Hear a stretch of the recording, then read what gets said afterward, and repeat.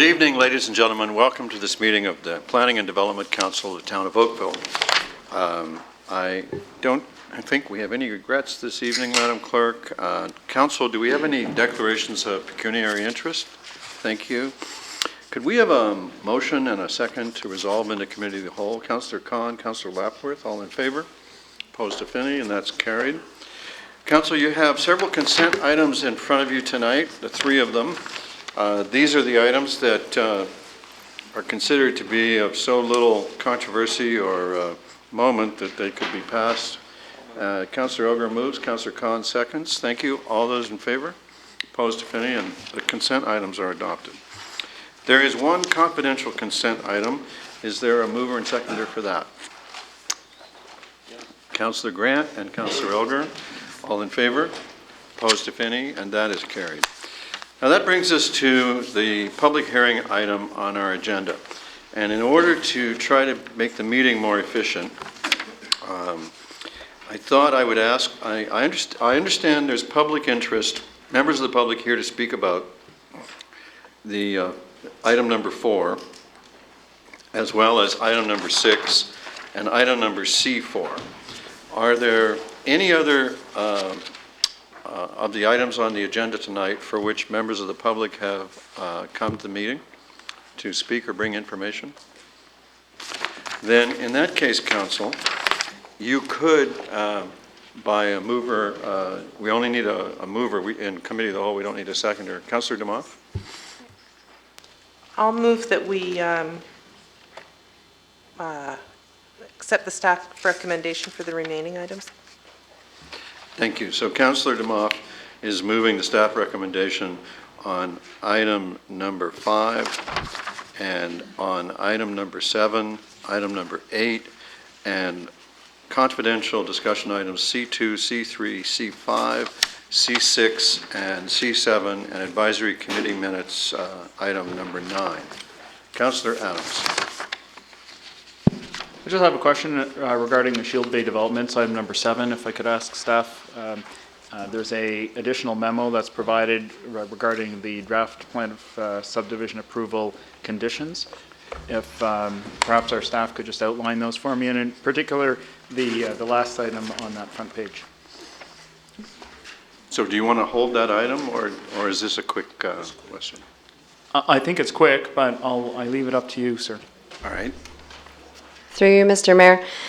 When we went through the Dundas-Trafalgar board hearing in September, there were 3 reciprocal conditions within the Minto's conditions that were approved by the municipal board. Those conditions were meant to be inserted into the Shield Bay. They were agreed at the time of the board hearing by Shield Bay Developments. They were meant to be put in. They were inadvertently left out. Minto recognized that, and we inserted them back in today with all parties agreeing. Great. And could you just can you explain to me what's meant by including in the first phase of registration of the draft plan for the school block? What's the impact of that?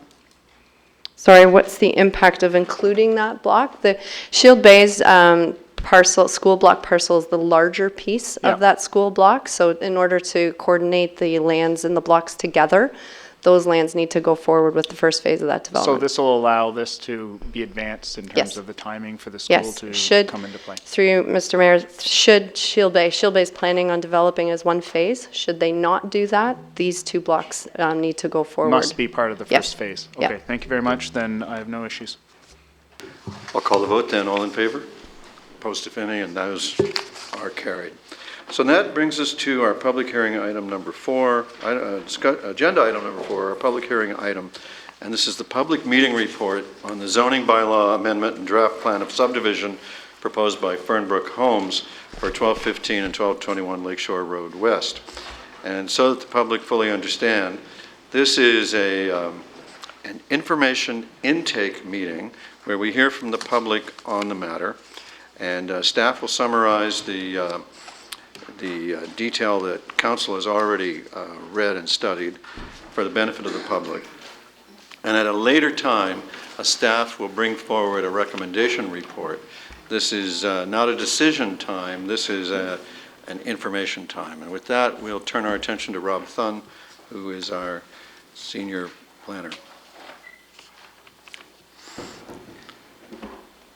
and/or IT. It's in there somewhere, right? Yes, it is.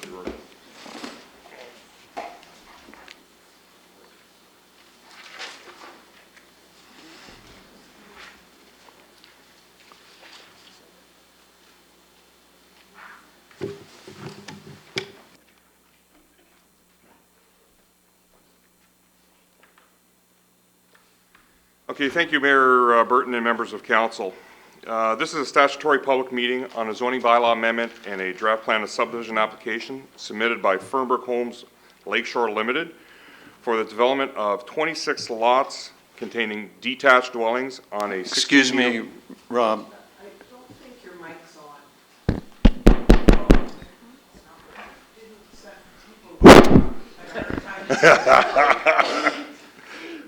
Sorry, I'll start again. Okay, sorry. This is a statutory public meeting for a zoning bylaw amendment and a draft plan of subdivision application submitted by Fernbrook Homes Lakeshore Limited for the development of 26 lots containing detached dwellings on a 16-meter wide public road.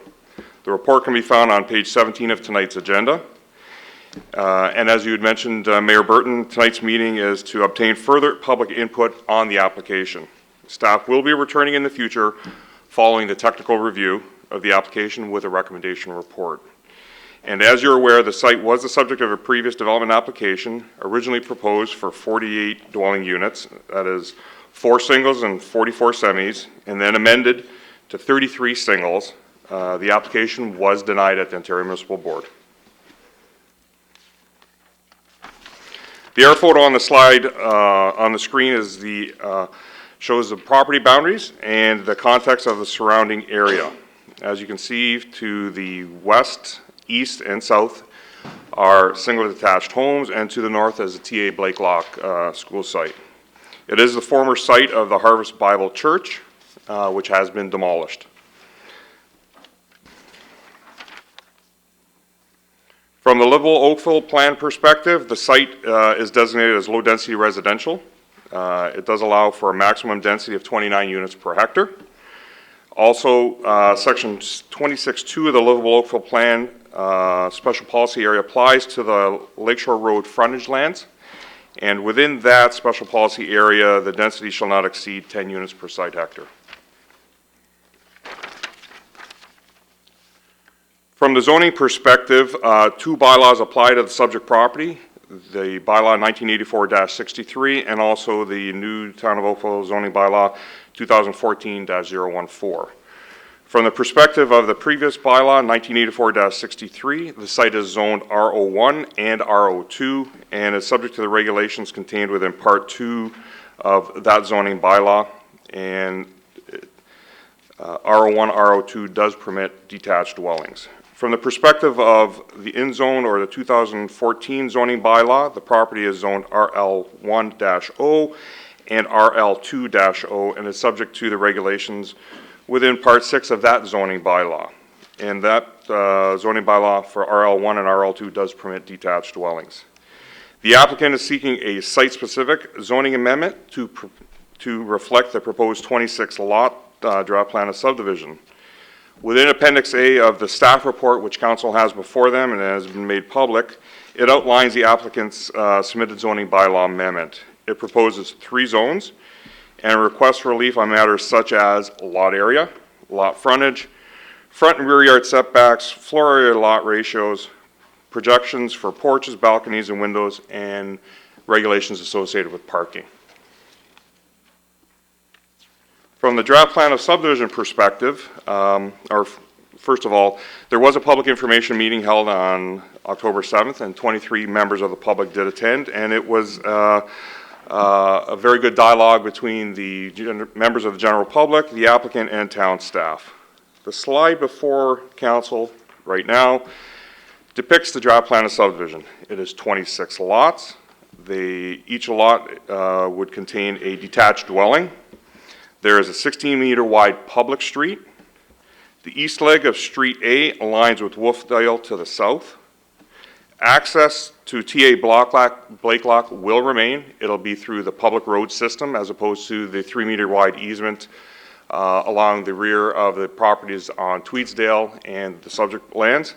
And the applicant is also proposing to protect the trees along the rear lot lines. So those lot lines would be the Tweedsdale side and also the Wolfdale, or Willow Ridge, I should say. So in conclusion, Your Worship, this was a brief overview of the application. Staff are putting forward the recommendation for Council's consideration. And once again, the purpose of tonight is to obtain further public input. This application does remain in technical review, and staff in the future will return to Council with a recommendation report. Thank you, Your Worship. Thank you, Mr. Thun. Councillor Duddick. Thank you. Thank you for your presentation and for providing us with the chart, which we had indicated at the public information meeting that would be useful, and it is indeed useful, especially given the review as to what's existing and what the applicant's requests are. In looking at all the, and you did put it very succinctly, the fact that there increase in lot coverage, increase in variations in terms of setbacks, and that basically too built out is what so many people were saying the night of the meeting. Looking through your chart here, one thing that I was interested to know was that the garages are not permitted in our zoning bylaws. And yet this is something that the applicant is asking for, that it's provided separately to be permitted. Why, out of interest, did we make a point of not permitting that in our zoning bylaw? Separate garages from being separate in that zone. Unfortunately, I don't have an answer with regards to the separate garage issue. Okay. I can look into that and get back to you I'd be as part of the interested to recommendation know why, report. you know, we're saying no and they're saying yes, it needs to be permitted. Also, in terms of the RL3 with special provisions, on page 38, it says porches, subject to regulations of parent zoning, and then balconies not permitted above first floor. And then it says 2 meters rather is what's proposed. Is that for both balconies and porches? Because the way I was reading it, it meant it was just porches. If you look, and I can clarify this in the recommendation report if need be, Council. It might have been in text and If you look at Appendix A and the bylaw that's provided, they are talking about maximum encroachments for open and covered porches, balconies, including access stairs, 2 meters. Okay, so it is all inclusive, it's all of it, meaning balconies plus porches. Okay, thank you. Thank you, Councillor. If there's no other questions, I'll ask for the delegations. Councillor Khan. Sorry, how many units per hectare are allowed on this property? The low density allows for 29 units per site hectare, and the special policy area allows, which is the frontage along Yeah. Lakeshore Road, 10. Okay, all right, thanks, that's just all I wanted to know. All righty then. Madam Clerk, would you call the first registered delegation? The first delegation we have is Peter Donlevy.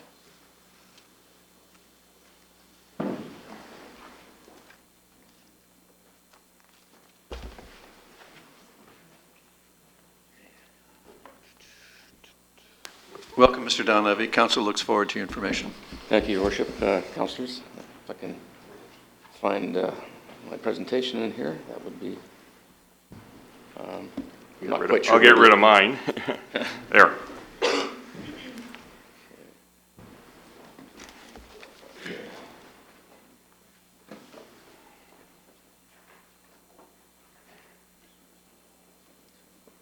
Sorry, the slideshow. Here. Just click that one. This one there? Yep. Thank you. Good evening. My name is Peter Donlevy. My wife and I live at 187 Tweedsdale. We're adjacent to the west side of the development. We're looking looking forward to development in the property. It's a bit of a mess right now with the church having been knocked down. We're both pleased that the event traffic from the church is no longer going to be with us. But we do have grave concerns about the Fernbrook proposal as it currently stands. The proposal and several of the reports deal with stormwater and wastewater management to a great extent, but they miss a very important water issue, okay, confirmed by their own technical report. The residents know that there's an aquifer in the area. There's our neighbor's pool lifts in the springtime unless they keep water in it. We put a small rear addition on our house 10 years ago, and in sinking 25 little concrete sonotube pillars, we had leaks in our basement that have been dry since we've owned the house. So that was on a very minor scale. The disruption, the displacement that's going to occur with this construction will be massive, and I'm very concerned about the impact on our homes. In fact, I think I told this story here 2-3 years ago when we went through the first one. So I'm respectfully requesting that this issue be studied, analyzed, and some kind of mitigation plan be put in place. My colleague Don is going to talk in more detail about the numbers and the lot ratios and the increases in densities.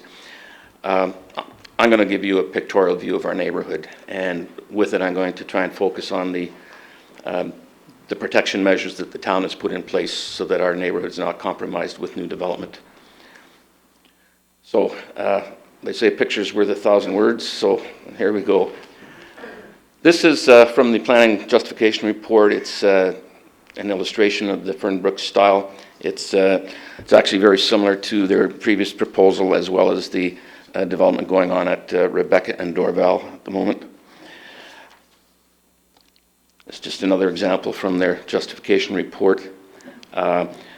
Fairly ornate architectural detail, as you'll see, and as I'll show you in further pictures, it's nothing like our neighborhood.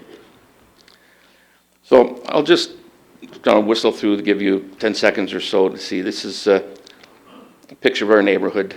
We've got large lots, we've got lots of mature trees, very wide open. In fact, open space is how we would characterize our neighborhood. I think that's the simplest description. There's our house, a little bit messy with the garage door open. On our street, of the 7 houses that are adjacent to the property, 5 of them are bungalows. The other 2 are 1.5 stories, just a point of interest. Most of the renovations are, have just been stucco and add-ons, and there's one of the nicer ones that I've seen. This is looking north from the south end of our street. Again, wide open spaces, lots of setback from the front property line. We've had lots of rebuilds. Here's one of them at the top of the street. Here's one just around the corner in Sandwell. Catch up with my talking notes here. Okay. Now, the criteria looked at earlier suggests that architectural character is one of the things that should blend in. We've only got 2 or 3 new builds in our neighborhood that have what I would call the ornate detail similar to what Fernbrook is proposing. Now, I know that architectural design may not be high on the list of the things to look at in considering development, but Fernbrook style is certainly belongs in North Oakville, but I don't believe it suits our neighborhood and the houses that I've shown you here tonight.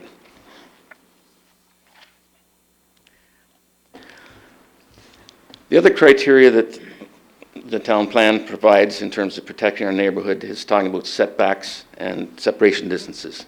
So I'm going to give you a little pictorial of that. This is our house on the left and our neighbors on the right. Okay, we have 18 meters between our houses. Okay, our neighbors to the other side, we have 10 meters between our houses.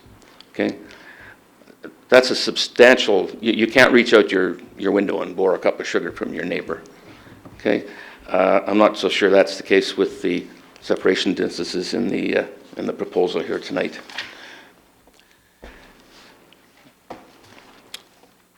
Just a quick look at our backyard. This is taken when the church was still there. This is roughly, what you can see is roughly half of our backyard. Even though we have a 20-foot addition on the rear of our house, we still have 18 meters from our house to the back fence. Okay, that's more than twice what is being proposed in the current development. And this, by the way, is pretty typical for all the houses along the west side. I can't say I'm as familiar with the Willow Ridge side, but I'll let my neighbors speak to that point. So as I said, Don is going to talk about some more specifics with details, so I'm going to just jump into our conclusions here. There's plenty of reasons not to approve this proposal. In fact, when I put this slide together, I had a sense of deja vu from 3 years ago, okay? The same reasons exist, okay? They're asking for bigger, more, something that doesn't belong in the neighborhood, something that destabilizes it, sets bad precedent, okay? I think the rationale for rejecting the previous application still exists, okay? Witness the quote for the Ontario Municipal Board, their decision.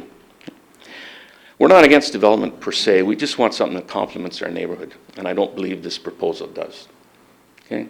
And I wonder why Fernbrook thinks that they're a special case and should get all sorts of exemptions and not build like everyone else has in our neighborhood. Thank you, that's the end of my comments. Thank you very much for your information. Any questions? Thank you. Madam Clerk, the next delegation. Next delegation is Don Cox, the Vice President of Coronation Park Residents Association. Welcome, Mr. Cox. Council looks forward to your information. Thank you, Your Worship, Your Worship, councillors. And my name is Don Cox. I'm with the Coronation Park Residents Association. And if I just click on this, will it start?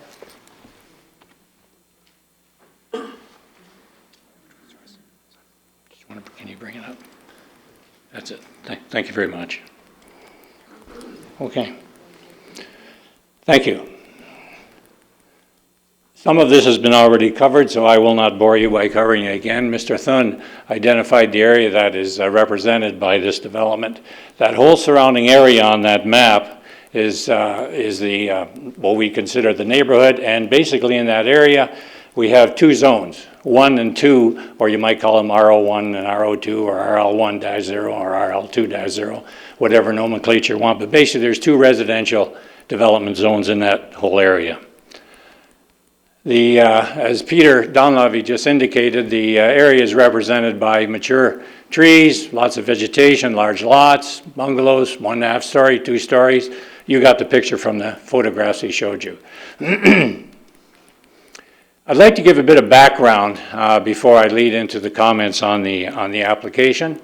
As indicated, there was an application previously that was rejected by council and rejected by the OMB.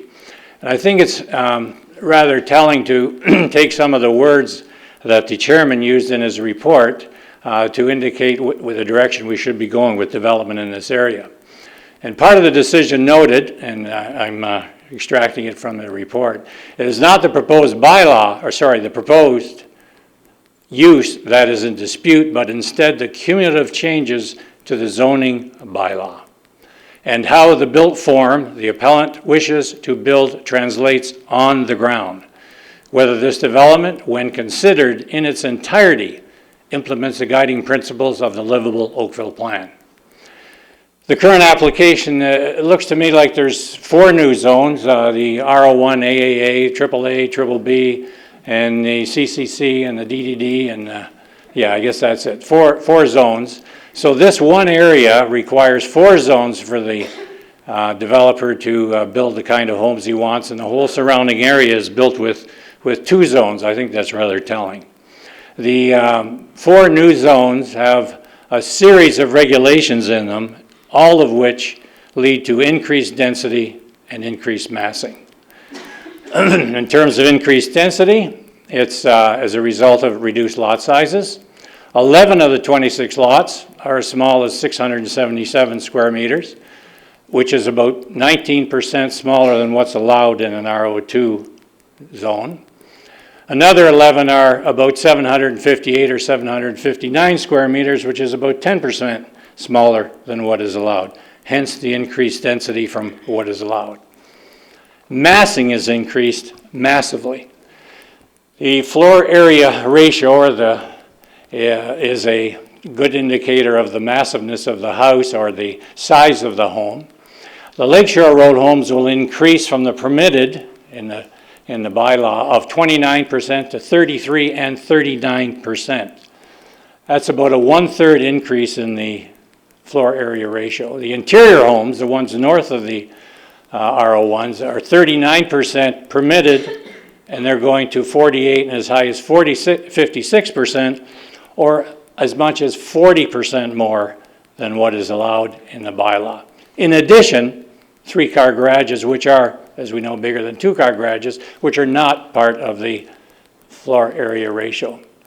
Also requests encroachments, which are all identified, which really means the setbacks are not quite as much as they would be otherwise, because the encroachments go as much as 2 meters into the setbacks. So what does that really say? That really says we got big homes, we got small lots. Smallest lots, 677 square meter, will have homes upwards of 4,450 square feet plus a 3-car tandem garage. Let me just put that in perspective.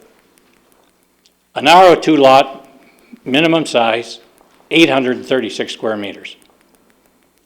The floor area ratio, as I read it from the zoning bylaw, is 39%. That says, to me, you can have a house upwards of 3,500 square feet maximum on the minimum size lot, 3,500 square feet. This proposal wants to put a house 1,000 square foot more than that on a lot that's 20% less than the RO2 size. I think if you get a picture of that in your mind, that kind of tells you what this development will look like. The remaining interior lots, as much as 758, 759 square feet, has homes 43 to 4,800 plus square feet. Don't have information on the RO1 homes, no comment. The applicant, and we attended the last hearing, the OMB hearing on this, and we heard it for ourselves. The applicant has made no secret of its opinion that our zoning regulations are obsolete, should be abandoned in favor of standards that would allow for more intense development. This application reflects those continued views in our opinion. At the public meeting, the applicant presented a massing model, which is referenced in the planning justification report, and they did a massing analysis. And they said in their massing analysis that they have completed one, and it confirms compatibility with the existing neighborhood, confirms compatibility. But that analysis is actually not based on the current neighborhood. It's based on the developer's opinion of what might happen to that neighborhood. And that's stated as a confirmed compatibility. We don't quite agree with that as an assessment. The question of elevation, the only comment we have here is, relating back to the last application, we had a lot to say about the extra height affecting how the houses would look relative to the surrounding houses and the slope coming off Lakeshore. We don't have the same thing to say in this one because there's 3 options presented for the grading. And we don't know which option is going to be selected, and depending which one's selected, it will affect the elevation and therefore the sloping and grading from Lakeshore Road. No comment other than to say, depending which one's selected, it'll have a different effect on the neighborhood. But the applicant is requesting that the front lot line, which is deemed the area from which you measure your height, be taken from the intersecting road, Lakeshore Road. So I guess that's what telling me is depending on what elevation this site is, depending what method is taken for the stormwater runoff, it could affect the height of the homes on Lakeshore Road if you measure it from a road that is elevating and you take your 9 meters from there and then you have to look at the house on Lakeshore Road. So that's a concern to us. We don't have anything more to say other than that's a concern. Looking at the facts, when the cumulative effect is examined, the proposal does not support the guiding principles of livable Oakville. Introduces development style defined by big homes, small lots, one that doesn't preserve the character of the neighborhood. The mass of the units that result is entirely out of step with what we have, both old and new. Asks for decreases to front setback and lot sizes while increasing the FAR, introduces encroachments of balconies above first floor as well as 3-car garages. Acceptance would be a dangerous precedent, we believe. On behalf of the community, we support development that preserves integrity and character of established neighborhoods. We want to continue to protect Southwest Oakville's distinct character and large lot appeal. This character is recognized during the OMB hearing. In his final decision, the chairman noted the following, and we quote, "It may well be that the zoning standards found in the zoning bylaw, 1984-63, have been in place for a long time. However, that does not make them inappropriate or obsolete. The zone standards in place have governed this area of the municipality for many years and have informed its distinct character and guided the way this area of Oakville has developed. The current zoning is reflective of the distinct residential character found in this part of the built-up area of the municipality, and it provides for increases in density beyond that found on the ground today and is the law in place." We thought that was a very instructive comment. The recent zoning bylaw, 2014-014, recognizes the features of our older Southwest stable neighborhoods and provides controls to preserve them by reaffirming those regulations. We recommend rejection of the application and would fully support one that recognizes and builds to the newly introduced 2014-014 bylaw, which underpins livable Oakville, and I think the ink is barely dry on that, so I think we should try to enforce it before we try to come up with a whole bunch of new rules and laws. Thank you very much. Thank you very much, and what an exquisite piece of timing you just displayed. Don, if you'd come back, there's a question for you, at least one. Thank you. Councillor Dudek. First question is, would there be an opportunity to provide members of council with a copy of this? You've hit it out of the park and have sort of zeroed in on each and every aspect of the application that members of council need to be mindful of when we come to consider the application. So if you could do that, that'd be great. Absolutely. Thank you. Thank you. Thank you very much, everyone. Madam Clerk, the next delegation. The next delegation is Blair Manctalo.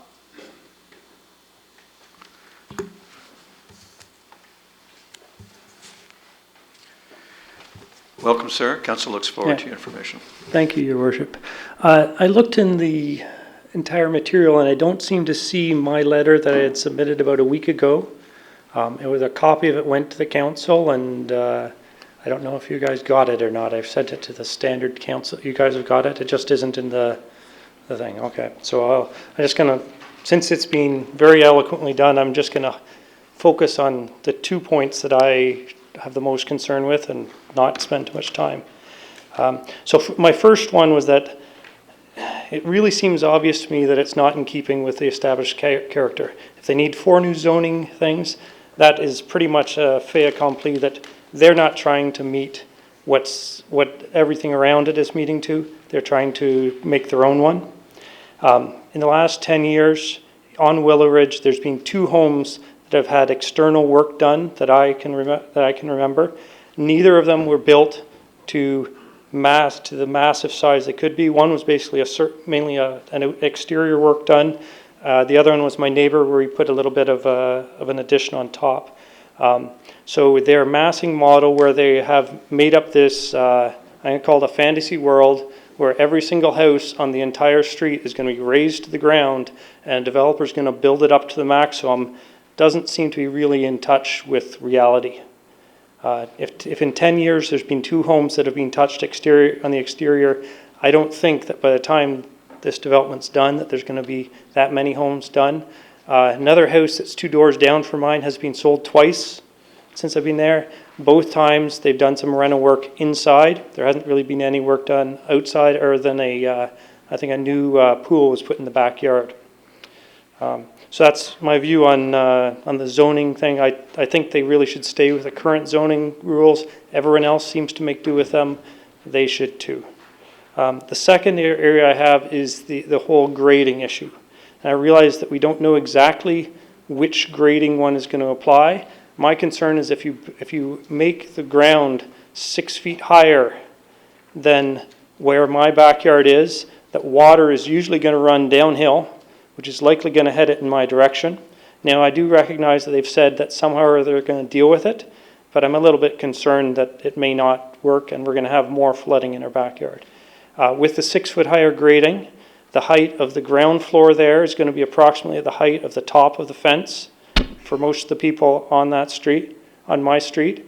And as such, if they have a deck on the backyard, we will probably be able to see what color shoes they're wearing. And I'm concerned that it's going to really decrease the amount of privacy that I have in my backyard. This is actually probably nothing new from what I'd said the last time they came up with a proposal, since these aspects really haven't changed.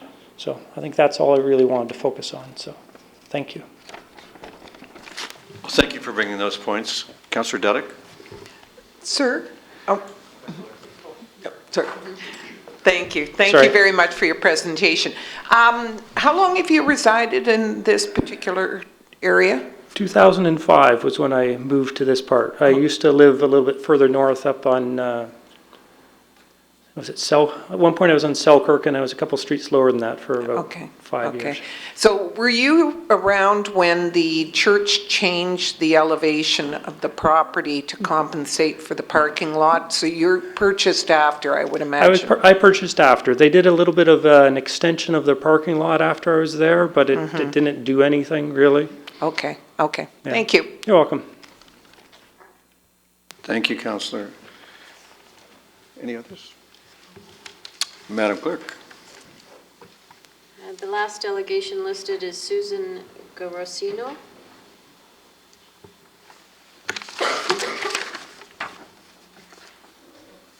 Thank you, Your Worship, and members of council.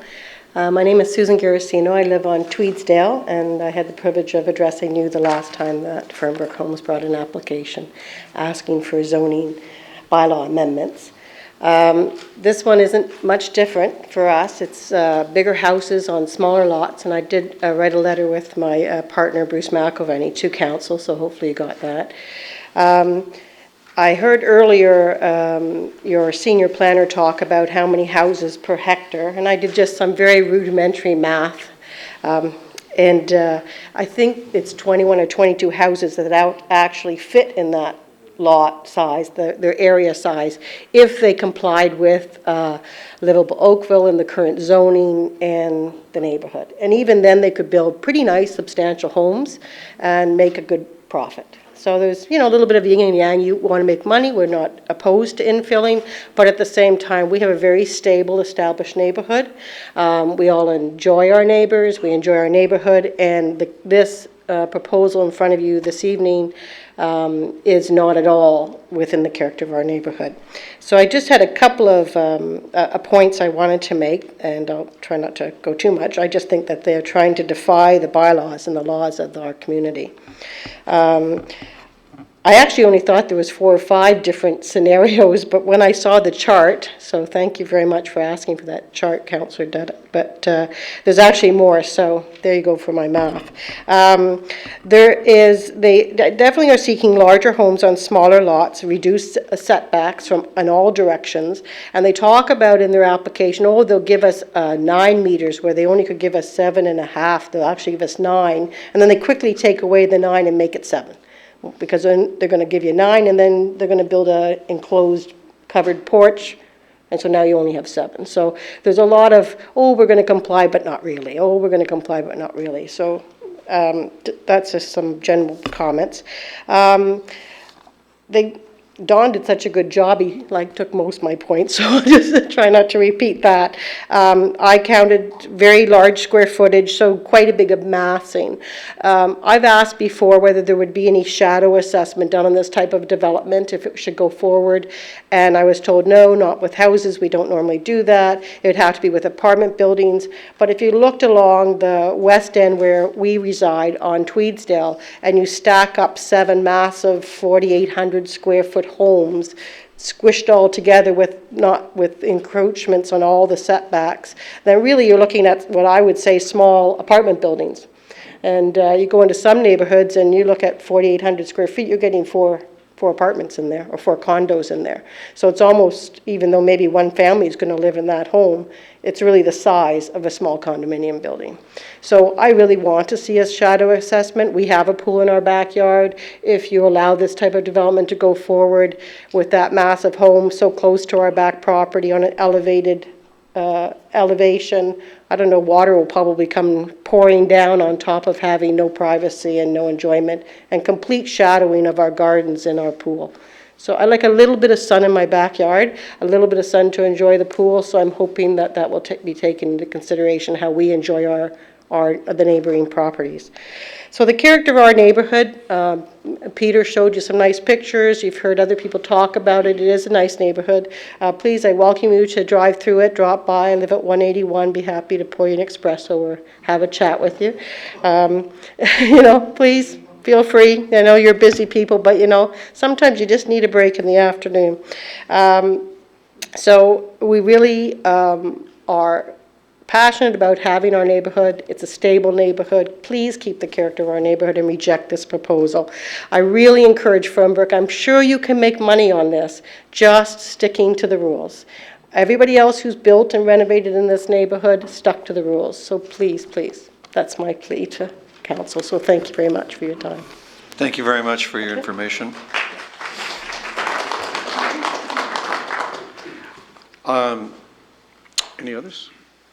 So that completes the registered delegations on this item, but this being Committee of the Whole and Planning and Development Council, anyone who's been prompted by what you've heard to bring information to council is now welcome to indicate your interest, and I'll welcome you to the podium as well. And yes, sir. Just come on down and introduce yourself and share your information with council. Thank you. My name's Duncan McCready, and I live on Willow Ridge Court, which is on the east side of the property, and I actually back onto lot number 26 in the proposed development. That lot, lot 26, also abates to an easement. And part of that easement, I believe, I'm not sure the exact size of the easement, but if you look at the home that's going into lot 26, it's actually, and it also corresponds to lot 1 on the Tweedsdale side of the property. The actual size of the home is probably the largest home that they're putting in the whole development. But in the actual area of development, I think the lot size is one of the smallest lots. But they're using the easement as part of the lot coverage area. So as in terms of making the ratios work. So I think that's an issue that needs to be addressed and taken care of. And Kathy Dudek had asked the question earlier. I've been a resident of the area for quite a long time. And that when the church did some renovations, they built up that east side of the property. They took a lot of the infill when they did renovations, and they dumped it along the east side of that property. So they've raised it up probably 1 to 2 meters to create a berm. And what's happening is over the years, that water that comes out of that facility comes north from Blakelock School down and into our properties along that east side of the property. So I'd like to ask that you consider taking that or removing that infill and getting it down to the natural level of the property before you start constructing on top of it. That's my only comments. Thank you. Thank you very much for that. Anyone else? Yes, sir? Sorry, I didn't see you, but we'll get to you next. Name is Ross Connell. I live on Willow Ridge, and I think it's more of a question than anything else. I attended another public meeting here last week which was, I guess, organized by the engineering department. I gather that council has asked the engineering department to look at storm and flood control on the various creeks around Oakville. And two of the creeks that have been identified as potentially the ones with the most risk of serious flooding are 14 Mile Creek and McCraney Creek. 14 Mile Creek, of course, runs down the east side of Willow Ridge and is probably the central part of the drainage area that includes the subject property for tonight. So the various comments that have been made about drainage, I think, are critical. And I wonder whether council can somehow join the study over the flood management with concern for this particular application. In other words, should the application be postponed until the engineering department has studied more about how the water flows down this floodplain, this drainage area? Because I think probably we would have a serious problem, even if they design the drainage properly.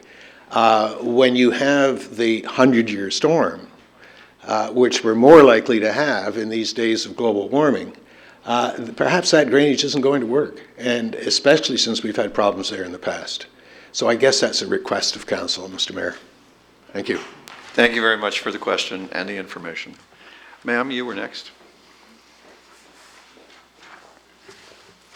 Good evening. My name is Ella Landegger, and you've heard from the east and from the west, but how about hearing from the south? I live on Wolfdale, so I'm directly south of the property in question, and I stood before you a few years ago, and I want to say thank you to all of you who were there and voted down on the proposal last time.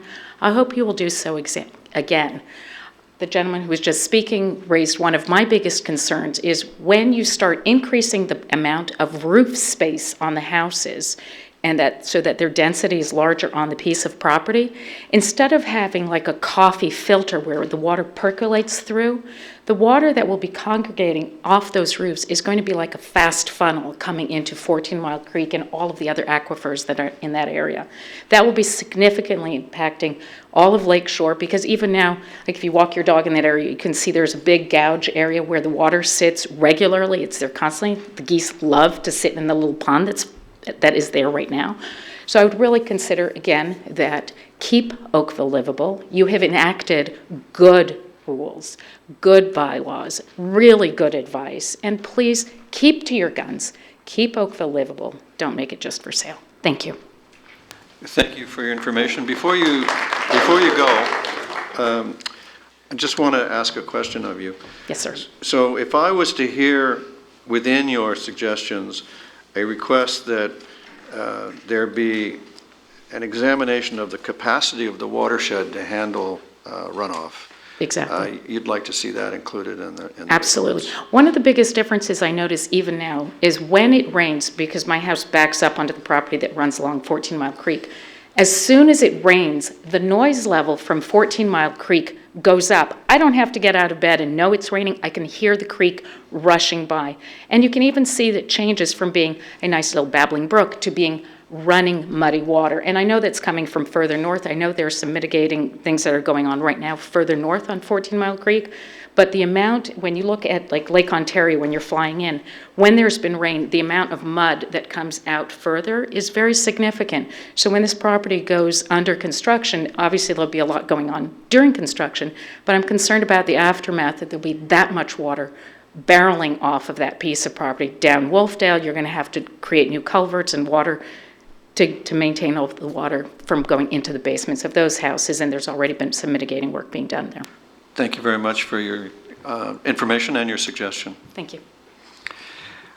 Anyone else? Then I'll confine it to table, and I'll look for a motion to receive the information. Councillor Duddick. Thank you, Your Worship. Yes, thank you so much to everybody who came out, as usual. You've really summarized so many of the issues that are glaring in regards to the increase in so many of the variances that they've requested. The one thing I would appreciate some clarification, because I looked around, there was some puzzled faces. When we got the as of right, Councillor Khan had asked the question, what is permitted? And while we got the category, we still need some sort of confirmation as to what is the number that as of right the developer could build on the property, not the category, the range, but the number of units. Is it 21 or is it more? Well, I think on the arithmetic alone, it depends on what the mix of 1 and 2 are, or is. I'm losing my English here. You know, if it was all, I don't know. Surely the recommendation report would cover that. I would ask that that be included. Thank you. I'd be shocked if it was left out. They're nodding over there like they agree with you. So there you go. So you're moving receipt of the information as per the agenda. All those in favor? Opposed, if any, and that is carried. That brings us to item number 6 in the discussion. Item number 6 on the agenda, the second discussion item, and that's the recommendation report for the Viva Retirement Communities. Jeff Abma will walk us through the summary of the reports we've studied for the benefit of the public.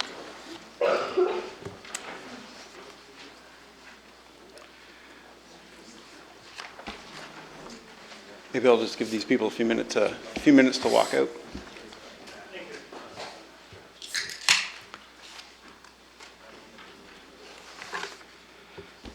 Thank you, Jeff. We're all ears for your report. Sweet. Can I get some IT help maybe to get that to show? Showing on my monitor, I'm not seeing it up top. Oh, there we go. Thank you. All right, thank you, IT, and thank you, Mr. Mayor. And good evening, Mr. Mayor and members of council. The purpose of my presentation is to present a report that is to provide council with a recommendation on an official plan amendment and a zoning bylaw amendment application submitted by Viva Retirement Communities to permit a 6-story retirement facility on the subject lands.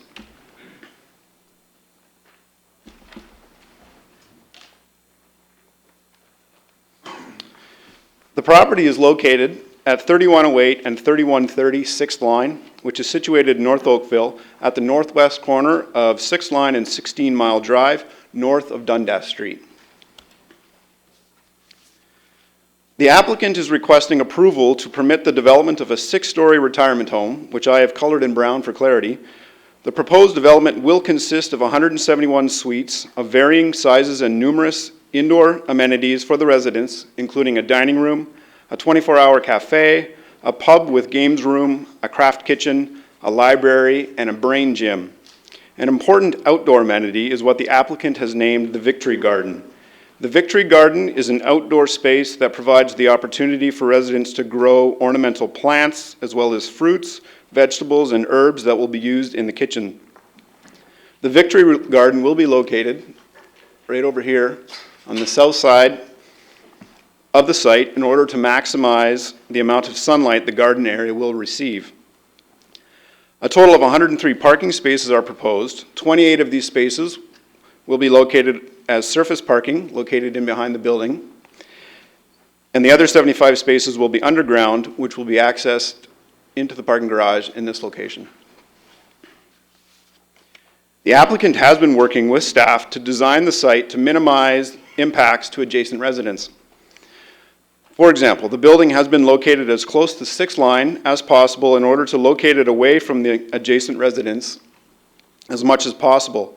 The applicant has agreed to limit the 6-story portion of the building to just the main portion along 6th Line, this portion here. And the wings that extend back into the site will be only 5 stories.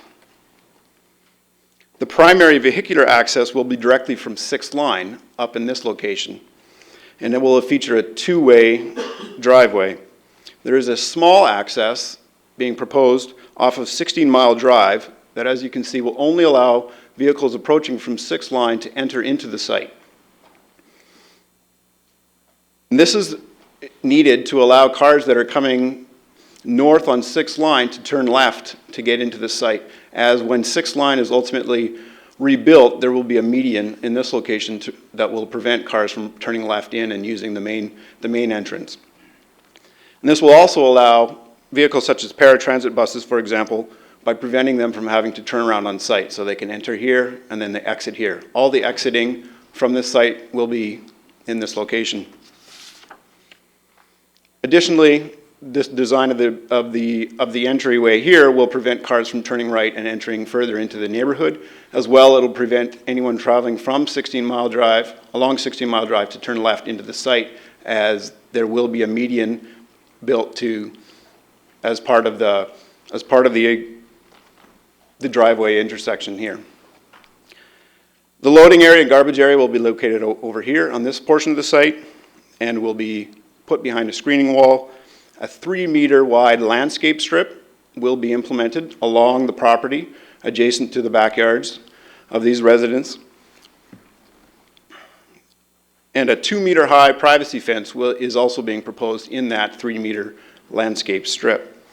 Lastly, I think it's also important to note that currently the sidewalk along 16 Mile Drive ends right here, and as part of this development, the boulevard on 16 Mile Drive will be completed and the sidewalk will continue all the way down to 6th line and blend into the ultimate 6th line that will be redeveloped.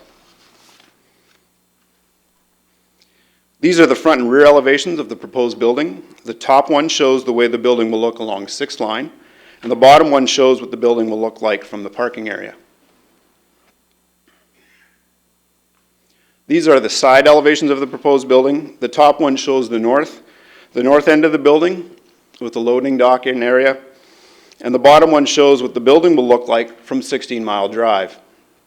As mentioned earlier, the building will step down from 6 stories along 6th line, which is right here, and will step down to the 5 stories along the wings back as you move and create a stepping down transition to the residential houses that are located over here.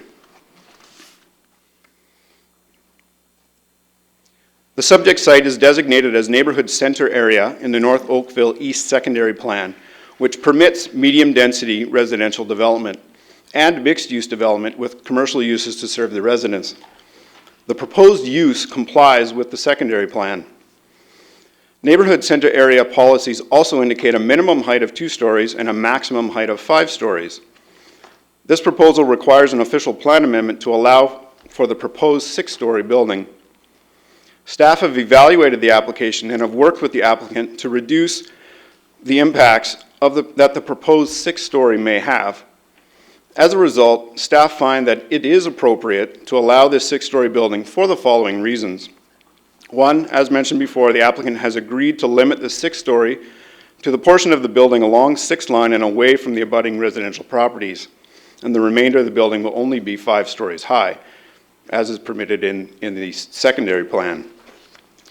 While the secondary plan does not set a specific metric height, it just gives a maximum building in terms of stories. The overall height of the proposed 6-story building in this application is equivalent to that of a possible 5-story building that could be developed on the property if you're going with higher floor-to-ceiling ratios, as an example. The applicant has also located the building as far from the adjacent residential properties as possible. It is located over 18 meters from the rear property line. The applicant has submitted a shadow study diagram, which have been approved by staff, that show there will be no shadowing on the adjacent residential properties. The shadows from this building will actually be cast on the other side of the building onto 6th line. The applicant has agreed also to provide a privacy fence and a 3-meter landscape strip to screen the development from the residential properties and protect these residents' privacy. The property is currently zoned existing development and as such requires a rezoning in order to allow for the development. The application proposes a parent zone of NC, or neighborhood commercial, with site-specific regulations that reflect the items I just mentioned, namely the restriction of the 6-story to 6th line, a minimum setback from the backyards of those adjacent residences of at least 18 meters, and the minimum landscape strip requirement. Staff are also in the process of reviewing a concurrent site plan application for this proposal. Through the site plan approval process, staff will be further refining with the applicant the details regarding the proposed screening, landscaping, fencing, facade treatments, the building's interface with the public realm, and other details as part of that process. In conclusion, the proposed site-specific zoning includes regulations that will ensure implementation of specific design criteria to minimize the impacts of the proposed development. A full circulation of this application has been undertaken, and there are no outstanding financial, legal, or planning issues to be resolved. 2 public information meetings were held, one on February 20, 2013, and one on May 14, 2014. The statutory public meeting for this application was held on April 8, 2013. Correspondence has been received as a result of all those meetings on the proposed development, and concerns have been addressed both through the revisions of the proposal and documented in the staff report. A courtesy notice regarding tonight's meeting was sent out on November 18, 2014, to all those who participated in the process previously. Staff therefore put forth the following recommendation for Council's consideration, as shown. 1, that in accordance with Section 3417 of the Planning Act, no further notice is determined to be necessary, that the official plan amendment and zoning bylaw amendment submitted by Viva Oakville Facilities and Viva Oakville Towns be approved, that bylaw 2014-130 be passed, that bylaw 2014-131 be passed, and that the site plan for the proposed development be undertaken in accordance with the urban design requirements in Appendix A of Planning Services Department Report, dated November 17, 2014. And this concludes my presentation. Thank you. Thank you very much, Mr. Abnett. Councillor Knoll has a question. Sure. Thank you, Worship. Thank you for your presentation. So way back in yesteryear, in April of the year, we had, or of last year, we had a presentation by your colleague, your predecessor, and there were some concerns raised by the public at that time and at the subsequent meeting. Could you summarize for the benefit of council, because our memories are not what they used to be, and there are some new members of this council, what the changes were between then and now? You referred to some of them during the presentation, but can you, there's some substantial ones. Can you just quickly review those? Sure, I'll just go back to that slide.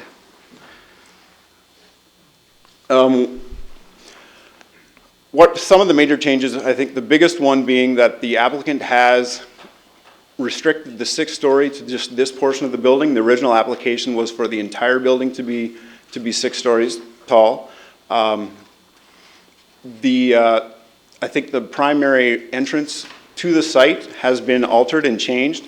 The main entrance was originally located here with a 2-way entrance, and most of the traffic, primary traffic coming in off of 16 Mile Drive, that has now been changed to be up here along 6th Line to reduce the amount of vehicular traffic that would enter the site off of 16 Mile Drive, and more of the access and activity would happen up on 6th Line. There have been some changes. We've been looking at how to best screen the property at the back, and that's where the applicant has agreed to include a requirement for the landscaping in the zoning bylaw to ensure that it happens, regardless of what happens on the site. And I think the combination of those two, by pulling the building back, pulling the top of the building back so the first story is over here, as well as providing fencing and screening, helps to alleviate some of the concern of that additional 6-story that the official plan amendment is looking to add. Additionally, when we looked at the height of each of those stories and we were looking at the building, it is fair to say that it comes in at the same size as a potential 5-story building could be had one been designed. Which is as of right? Yes. Okay. Well, technically, if it's a neighborhood center area in the official plan, it would require rezoning to the neighborhood center zone, but the standard neighborhood center zone allows for 5 stories. So that covers the privacy. There was and the traffic. There was another issue expressed about noise. Did you look into that, or has there been any changes made with respect to noise, or you were satisfied that the noise that would be generated from this site would not be consequential? Staff are satisfied that the noise generated by this building would be pretty typical for a 5-story apartment building. So let's talk about as of right. So under neighborhood commercial, they'd be permitted 5 stories and potentially exactly the same height as this, theoretically. Correct. Okay. In terms of the rest of the dynamics of the site, what would that look like? What would the differences be if it were highest and best use or maximum use, say a condominium of small units that would, at a similar FSI?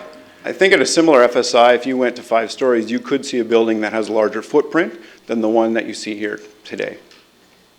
And how about more units, more residents? I would say if the floor area is the same, the density is the same, the number of units would remain the same. We're just talking the configuration of how those units are housed in a building. Okay. So in this proposal, the footprint is smaller and those extra units are added in that 6th floor area. But in terms of the addition of new residents, it's a wash essentially in general terms. That's correct. Okay. Now you talked about the notice. We heard some concern that certain residents weren't necessarily aware, and I'm looking at the audience, and there's, I think that Larry Crescent's empty tonight to a large extent. There's quite a few of them here. What was the notice done? How did you actually conduct notice for this particular meeting tonight?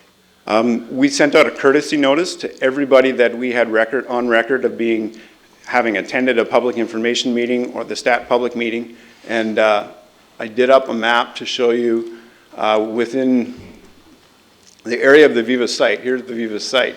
The lots that you see highlighted are the locations that we sent courtesy notices to, because these are individuals that had shown up at previous meetings and had shown interest in the application. Shown up in meetings and or wrote to the department? Correct. So anytime you've had a contact with respect to this application, you've highlighted their home in whatever that is, orange, yellow, and you mailed to those individuals. That's correct. So everybody there theoretically has received a notice that has expressed a previous interest. That's correct. Okay. That's all the questions I have for now. I'll defer to my colleague. Thank you, Councillor Knoll. Others? Councillor Grant? Oh, there we go. So back to best possible use. One thing that I've been kind of going over is when this was approved, or actually when the North Oakville East plan was approved, and I think I found it's back in 2008. That is correct. Did anything else exist in that community in 2008 when all this was decided? I do not believe so. Okay, so it was always envisioned that something of this massing would be on that spot. Correct. Now, when we talk about best use, you mentioned that they've got an 18-meter setback, but anybody else who builds there could just build right up to the property line if they wanted. In the standard neighborhood commercial zone, they could build a building within 0.75 meters of that property line. Okay.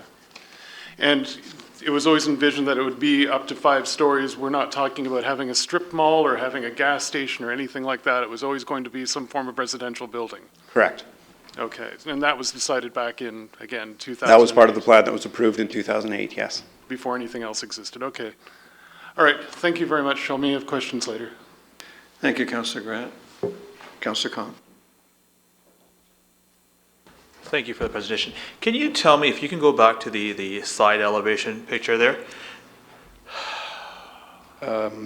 This one? Yeah, and am I looking at the mechanical room on top of the 6 stories? Yes, I believe this piece here is the mechanical room that is on top of that 6 story. So above the 6 stories, how many more meters do we have there? Generally, it's the maximum would be about 6 meters. So on top of the top of the building, yes.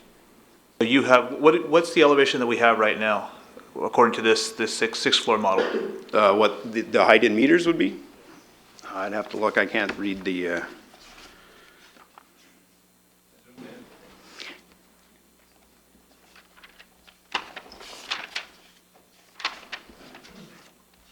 From my understanding, and it's 20 meters.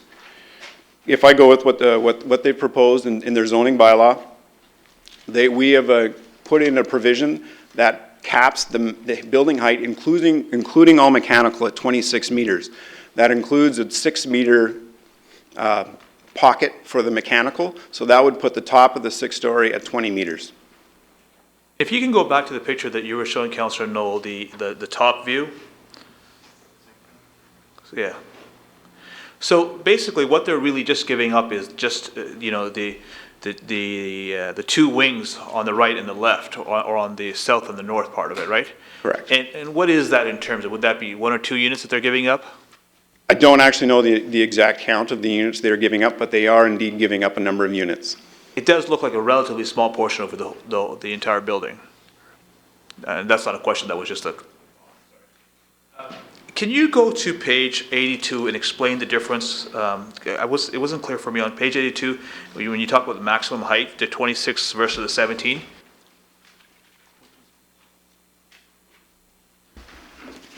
Sorry, I don't have the same page numbers as you. I apologize.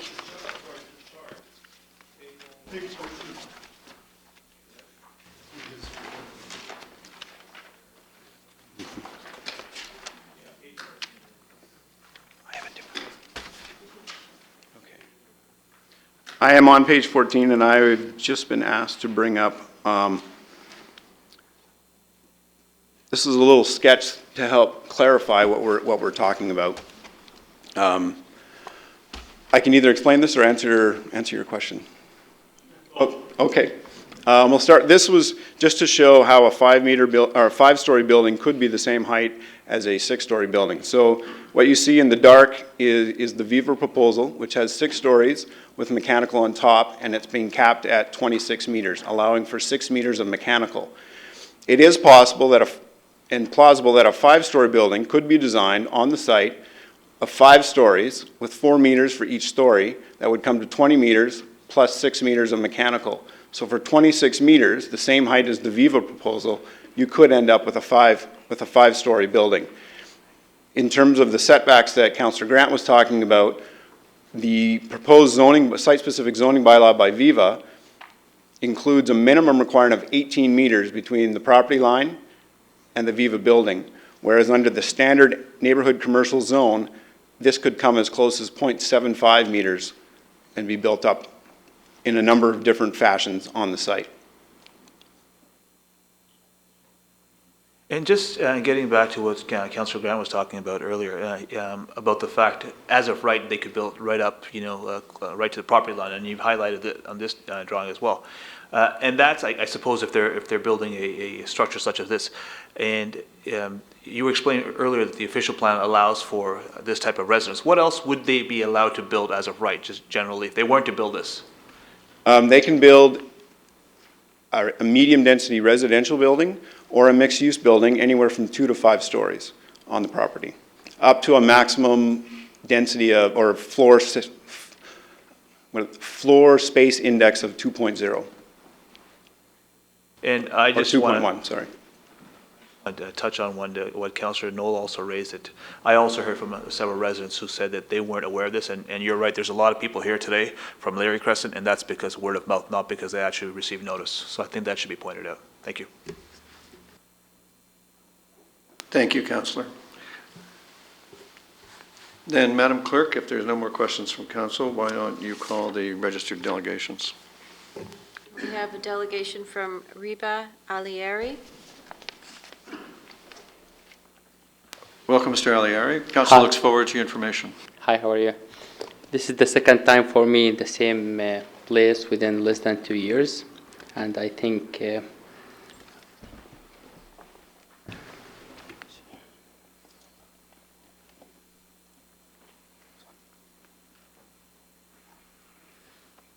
okay, so good evening, everyone. So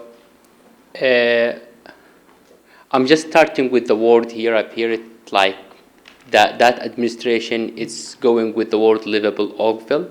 And this is why I am a resident of Oakville, because I came all over from Toronto to here to raise my kids. I'm looking for a safe community, a place for myself, for my family. This is exactly as everyone else here in the room. We are coming to one of the best places in North America, town of Oakville. So first of all, just as we started, like everyone been invited who show interest in a previous meeting, which is exactly the meeting that happened before the resident took over in the subdivision, which is happened in April 2013. This subdivision get occupied in June 2013. So I think a lot of our neighbors, they are not aware of that meeting. I tried to knock doors and they was able to grab some of them today. So the information never been passed away. So this is the old one because I don't have the newer diagram that just being shown on. So one of the improvement that happened to that one, it looks like the garage being moved, entrance of the garage being moved from there to be in under my bedroom exactly. So it was a couple of blocks from away from my bedroom. Now it's been under my bedroom. So if you can see from this one, the entrance for the garage, it's exactly in the bedrooms of the neighborhood, which is like, I spoke with some engineers. This is like one of the designs that goes exactly against the neighborhoods. One of the things that I spoke about it as well, which is like, is the 16-mile drive. If you see like with the points in red, this is where is the bus stops.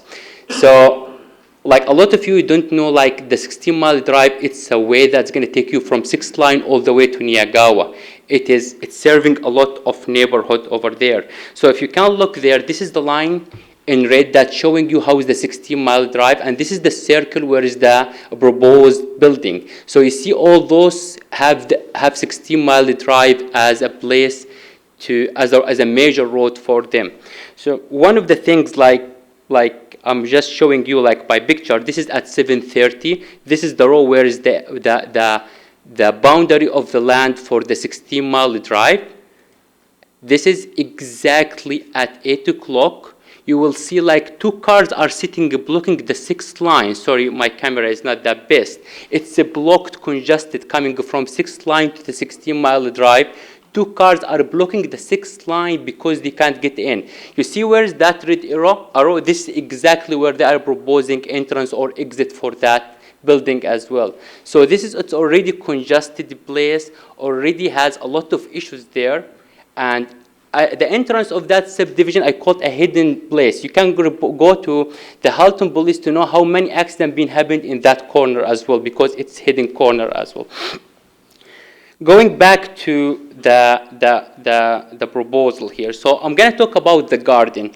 So what I like about what's been proposed here about the Victory Garden, they said it has been located in the areas in the side of the building, so it can get sunlight. So if you can say it like it built in 16-mile drive in order to maximize the amount of sunlight the garden receives. So like I think like he showed a study of the shadow, and again like he put it in the side instead of in the back to receive a lighting. I think my kids deserve light more than this garden here, because I'm living in the back, and I think like I should be exposed for the light. So what I'm looking here, I saw the original plan for this building, and I'm seeing what we have today. I think all what the builder been giving back for us, it's a couple of units by the wings. Just I'm talking about the standard heights of the building. I'm coming from engineering as well. When we say 26 high divided by 3 foot, is there 26, is it meter or foot? Meter. So we know like 9 foot, it's a high foot. So when you divide 26 by 28 by the 3 meters, it's going to be 8.6. So this is in the height of 8.6 floors, regular floors, in the same of the floor that I live in it. So this is like with the mechanical room, with the 6th proposed floor, it is too high there. So 171 or 177 dwelling of people living there, it's too crowded for this area, too much for this area. It's too high for us. We've been as a neighborhood, we've been there before. We came originally there before. As a livable Oakville, we asked like, they can live with us, provide us a service. We're looking for better neighborhood and better service. I can't imagine myself why a garage entrance can be exactly in my bedroom. I've been living in multiple buildings, and I've seen the entrance for the garage, it's underneath the building. I designed myself a building as an engineer, and I'm telling you, most of the entrance for the garage, I've seen it underneath the building. Why it's going to come to the neighborhood boundary and we propose it to be there.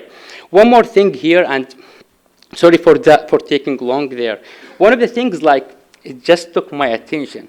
So it says that the proposed development consists of 171 suites of various size and numerous amenities, including a dining room, a 24-hour cafe. So see 20 pubs, games. Like, sorry, but like this is a residential with having 24 hours. So the people sitting in the pub won't laughing, won't make any noise. So like those are active 24 hours. The service is there. So is that a hotel or is that a residency as well?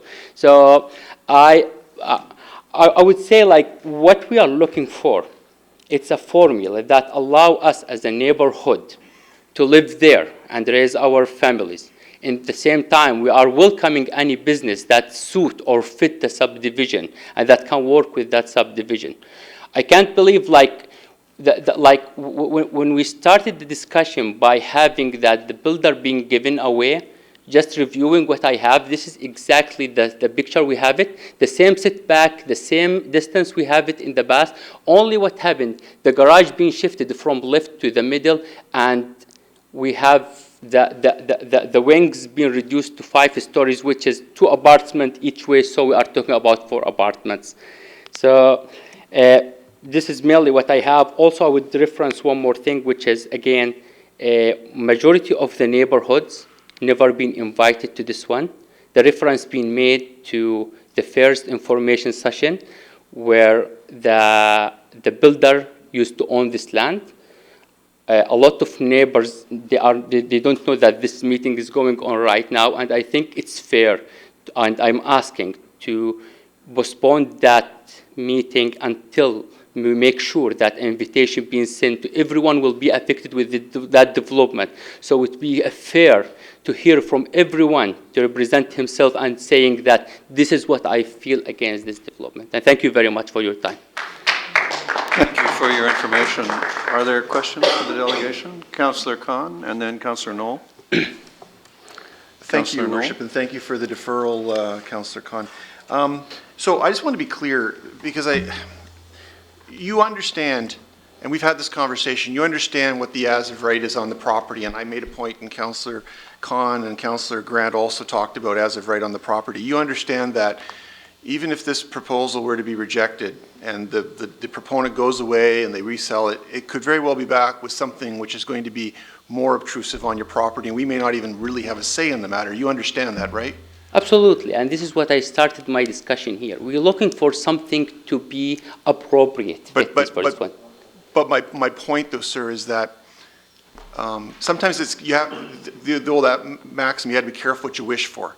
Because the way that I see this, based on the as of right on this property, I'm sorry, I will end this in a question. The way I'm seeing this play out is that if this were to be, again, if this were to be rejected, the proponent go away and somebody else come along, ABC developer comes along and wants to build a small condominium unit on there, you're going to have more traffic, more density on the lot, and it's going to be closer to your bedroom, as you said. So I'm trying to understand. I want to know, first of all, that you understand that aspect of the danger of your opposition on this thing. So thank you very much. Today I have this a rough discussion, like small discussion with Teresia and I forget your name. Sorry. Jeff. Jeff. So we are engineers. So the engineering is the science of possible. We can do everything possible with engineering. So also the engineering, it helps you to put everything can work together. So if this neighborhood doesn't work, we'll find another neighborhoods that can work. Okay? You know what? Like, don't worry about this one. If you want, we will accept another style of neighborhoods that can take us in our consideration. But immediately when I look at that plan, I see that a business that look for himself, he's taking everything from his point of view in his own consideration, and the neighborhood is being gone. So this is simply what I'm looking for. So simply like when I read in the document here, and saying the Victory Garden, it's being given in return of the 6th floor. Is that garden being given to the city so my son can play there? It's not. It's for the business. If you are part of the business, you're going to get in that garden.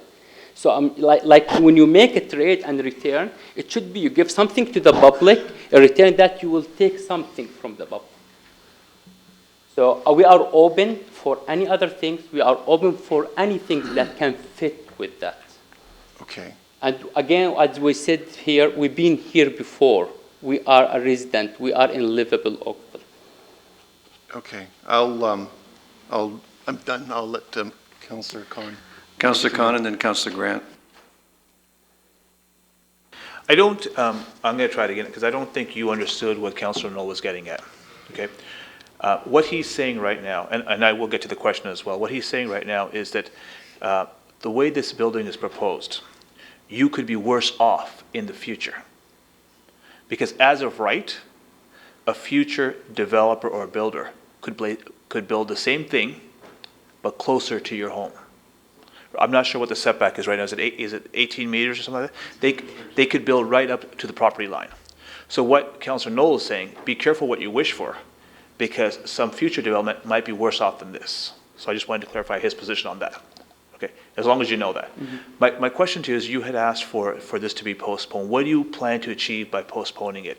And do you believe there will be a greater interest? Do you think more people will come here, make submissions? What's your goal here? I'm going to do exactly. I'm going to knock door to door. I'm going to ask here the city either to send communication to everyone will be impacted, which is I think we have a plan that's showing lots from all the Larry Crescent going around. Are the people are impacting? If we fail as a city, as a town of Oakville to do that, I'm going to do that by myself. And I'm going to ask some of the residents to be volunteer with me to do that. So simply like they have the right to be informed, they have the right to come here and raise their voice. It's not only Ribat's issue, he has to come and talk about it. I'm not the only resident there. There's almost like 200 plus residents live all in that subdivision. Is it your position that because people moved in after, they weren't on the list and they haven't been notified? Absolutely, and I mentioned that in the first meeting, and you will see it in my first letter. The builder refused to pass that. Are we still making that as a reference for our meeting here today? Councillor Grant. I really think we need to tread back to something that might be missed here, and that is, have you heard of something called the Ontario Municipal Board? Yes, absolutely. So you realize that right now we've been working with Viva, and they've been looking at your problems with the area and trying to help, trying to do setbacks, and have actually, I think, from what I've seen on years on council, have tried to work really well with the community. A bit of give and take. You're not happy with everything. They're not happy with some of the stuff they have to give away. That's how compromise works. If another developer comes along and decides that they want to build right up to your property line, well, they have an as-of right to do that. They could go to the OMB and would have no problem whatsoever shoving that down your throat without any chance for rebuttal. Okay. So my concern is that if we keep pushing and pushing and pushing, there might be a point where something snaps and then we don't get a chance to negotiate at all. And I just want to make sure that is understood. Understood, but I'm going to make it this way. So we are here to raise our voice for this builder or any other builder. We have nothing personal with the builder, but I'm going to make it this way. For this builder or any other builder, having 6-story, having a garage in the neighborhood, this is non-negotiable. We can't negotiate our living. But We can't, if you ask me to negotiate my coexistence with a neighborhood, that's impossible. Do you get me? You can't negotiate with me a different proposal, yes, but having a garage entrance for the people getting in the garage at 2 after midnight, if you accept it yourself, put yourself in my shoes. If you want to negotiate with me having a tower of 26 meters, which is if divided by 3, which is the normal floors, it's 8.6 floors. This is not negotiable for me. I think we can see things like, I'm an engineer. If you want, I can give you an alternatives here. The garden can go back. Instead of that, the garage entrance can go there. So we can play with the possible. I'm not asking them to reinvent the whole building, but I'm asking the garden fit better in the back. So they enjoy it, and we enjoy the smell of the flowers as well. The garage can go there. There is no neighborhood there. We can It can be an entrance over there. 6 floors, it's been zoned 5-5. Why we have to increase that? So 5, it's more than enough. Like going 6, it's making that a little bit ahead of mid-rises. It's become to be a little bit more close to high-rises. I'm not here to classify those things, but I'm thinking like it has kind of secondary plan being designated for this area. As per my opinion, let's stick to those and live together. Nobody here is disagreeing with the fact that you have a right to make a statement and negotiate for what you like. We're just cautioning you that there will come a point, or there may come a point, when somebody decides, okay, that's it, go to the OMB and just do what they want. And you'll never have that opportunity because the OMB can get really nasty. And I just want to caution you about that because I hear it here, as I say to some people in their buildings, you know, getting development next to your property can be kind of a crapshoot and all of that. Having a retirement home is not such a bad thing. I mean, you're asking for a better building, you're asking for something nicer, but when we talk about a condominium, you do understand that having a condominium there with a 24-hour bar is different from a retirement home with a 24-hour games room. Mr. Grant, you came over to our subdivision in the summer. You attended one of the party of, what do you call it, street party. The mayor as well came over. So you see how is the neighborhood, how it looks like, how friendly are the people there.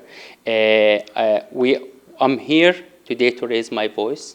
I learned to fight or to do my best for my coexistence. I find things here that ask me to move away from here. I've been there before. I'm here to ask your help, as everyone in the room, to put yourself in my shoes. We are trying to... Yeah, so simply like it is, okay, I am not a lawyer, Mr.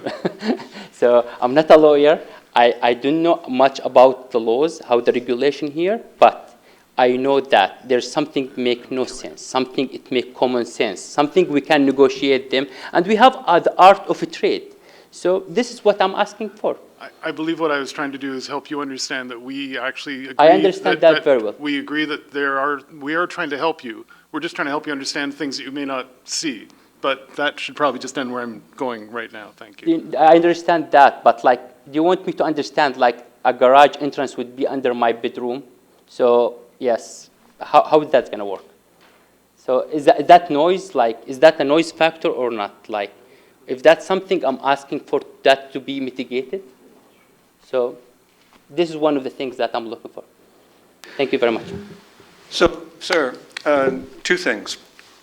In site plan, which is a step that comes after this, we deal with trying to mitigate things like lights and noise and traffic pattern and garage entrance and so on. Are you, you're concerned that the garage entrance is going to yield noise that'll disturb you? Is that a fair perception? Absolutely. And so that's one thing. The site plan process, which is after this, is for that.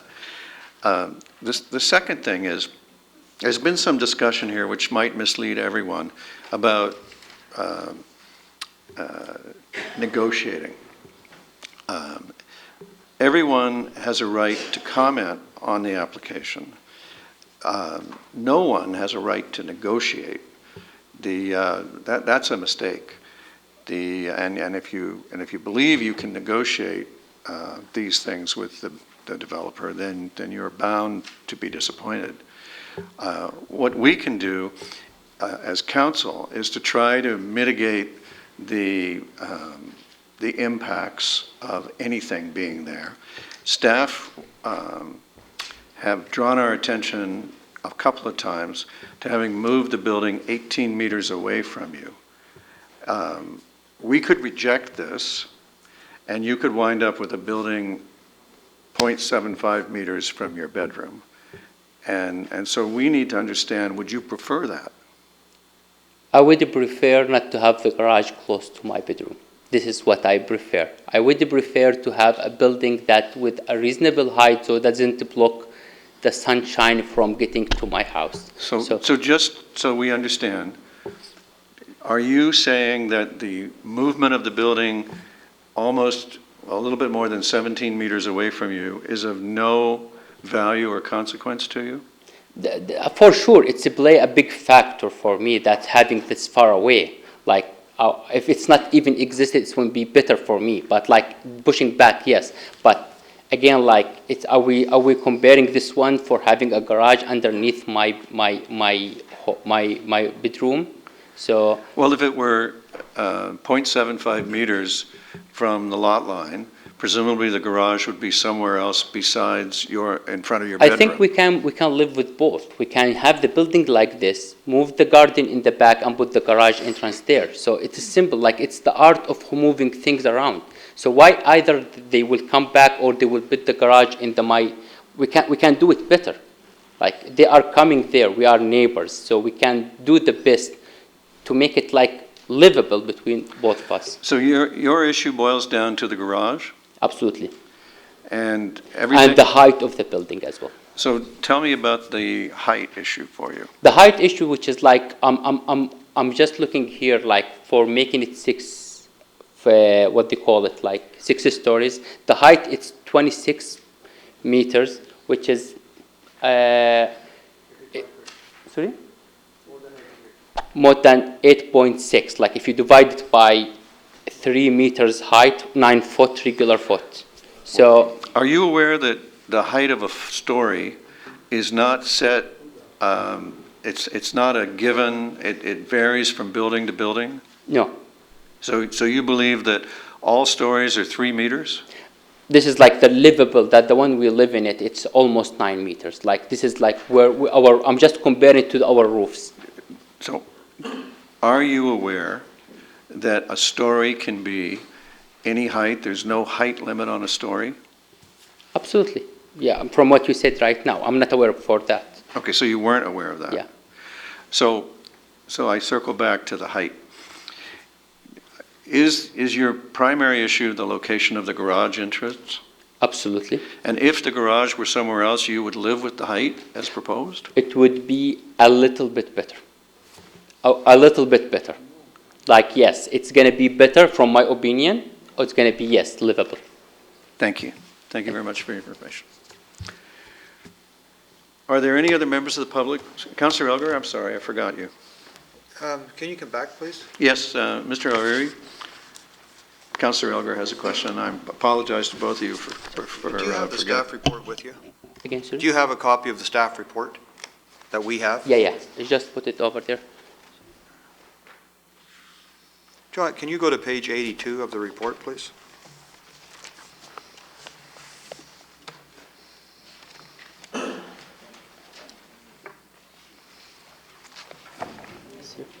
This is what we're working with. So can you go down and show me where you, step by step, where you're fine, where you're not fine, based on the neighborhoods, NC, which is neighborhood center of the existing.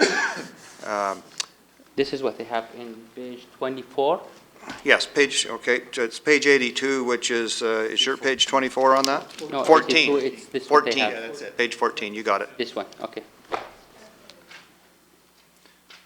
It's like a schedule I have there. Is that what you? Yes. It's table 1, correct? Table 1, yes. If you go down table 1, the minimum floor area, no change. Maximum floor area, 2. Keep going down. Yeah. Minimum side yard setback that they can do any minute they want to is 0. Keep going. Okay, so we are up to You are an maximum engineer, height. so I know you know how to read these things, so. So yeah, just going like to maximum height. Here is where the 26 is the 6-story inclusive of all rooftops. Correct. Yeah, this is where it is like make it like lump sum of like, I don't know what's the factor being given to divide it to 5 stories. Given like what I heard right now, the roof is vary. So when we say like 5 stories, it's been divided in a factor. Yeah. But you did see, like, I just want to make sure you're clear. Staff actually showed a picture where it could be 5 stories, could be the same height as 6 stories in this building? Did you saw the presentation? Yeah, so I've seen that, and this is, I'm wondering, like, I'm going to discuss after that. I'm going to ask what the factor he used to divide it by this one, because I need, what I heard from Mr. Rob right now, the height is vary, so it should be a factor. When you divide it, it's going to give you a 5 stories here. Okay. They used 4 meters. 4 meters? Yeah. Makes sense, yeah. So that's legally what they can have. Yeah. So you don't have a problem with the zoning, even though you don't like it. You don't like what the zoning is on the area. But it's about the zoning. Yeah, but Would you I think agree? the city responsibility to look in the area and to get rid of a lot of congestions area, as you saw, like the 16-mile drive, it's already congested, already has a problem. So with arriving of such 171 residents, I think there's a problem, it should be looked at. So like, you see here. Okay. Can you go back to your slide you had up previously? One more. Keep going back. No? You had the overall, okay, right there. Show me where you want the entrance. The entrance of the garage or? Tell me where you want, so that it doesn't bother you. The garage entrance? Yeah. The garage entrance, if we move it and we put it where is the garden, or if we take it and you see where is the roundabout there, we make it underneath the building, it would be like a best fit. Can you point that out exactly what you're looking at? So I can see it? So, Yeah, he does. He's got a mouse. Yeah. So we have one of two things. Either it's going to be underneath the building from one of those areas. So it's going to be like going underneath of the area, either from the shoulders or from the center. Or if they can take this garden, put it here, and make the entrance here for the garage. So, okay, so if you put the entrance there. What's wrong? So then you just kind of run around, you're just saying, just curve. So it's entrance, getting in and out. So simply you don't have to, you are entering down or getting up, simply. And the garden will be there, so we will enjoy some flower as well. Get some flowers, because they do have they've got a huge setback there. So you want the setback to remain. Yeah, but the setback, okay. This is like, I'm not sure what, like the setback can stay. The garden can be benefit of everyone. And we can move the garage there. So the entrance of the garage there. So everyone will be happy by that equation. Okay. Okay. So everybody will be happy if the entrance moves completely. From my opinion, yes. From your opinion. Okay. Okay. Everybody's saying yes? Anyway, I hear what you're saying. So yeah. I appreciate that. And I'm trying to be realistic. I understand what Mr. Jeff is talking, what Mr. Mark, no, it's my few words. I understand every that. So, but I'm saying like one of the things, I can't live with a garage in my back, in my bedroom. So, and there's a possibility, just like I lived in 5 buildings, apartments, and I think you went to visit some people there. You go underneath the building and you come from underneath the building. So you go under. Okay. No, I appreciate that. It's helped me understand. I'm not sure we can do a lot about anything to do with what already fits within the zoning, whether with regard to height or anything, but maybe we can do something, which is what Mayor Burton was trying to, trying to get down to, is what is the real nub of the issue. So thank you for your information. Thank you very much. Councillors Knoll and Khan, would you bear with me 1 second? I'd just like to turn to staff. Can we move the garage entrance?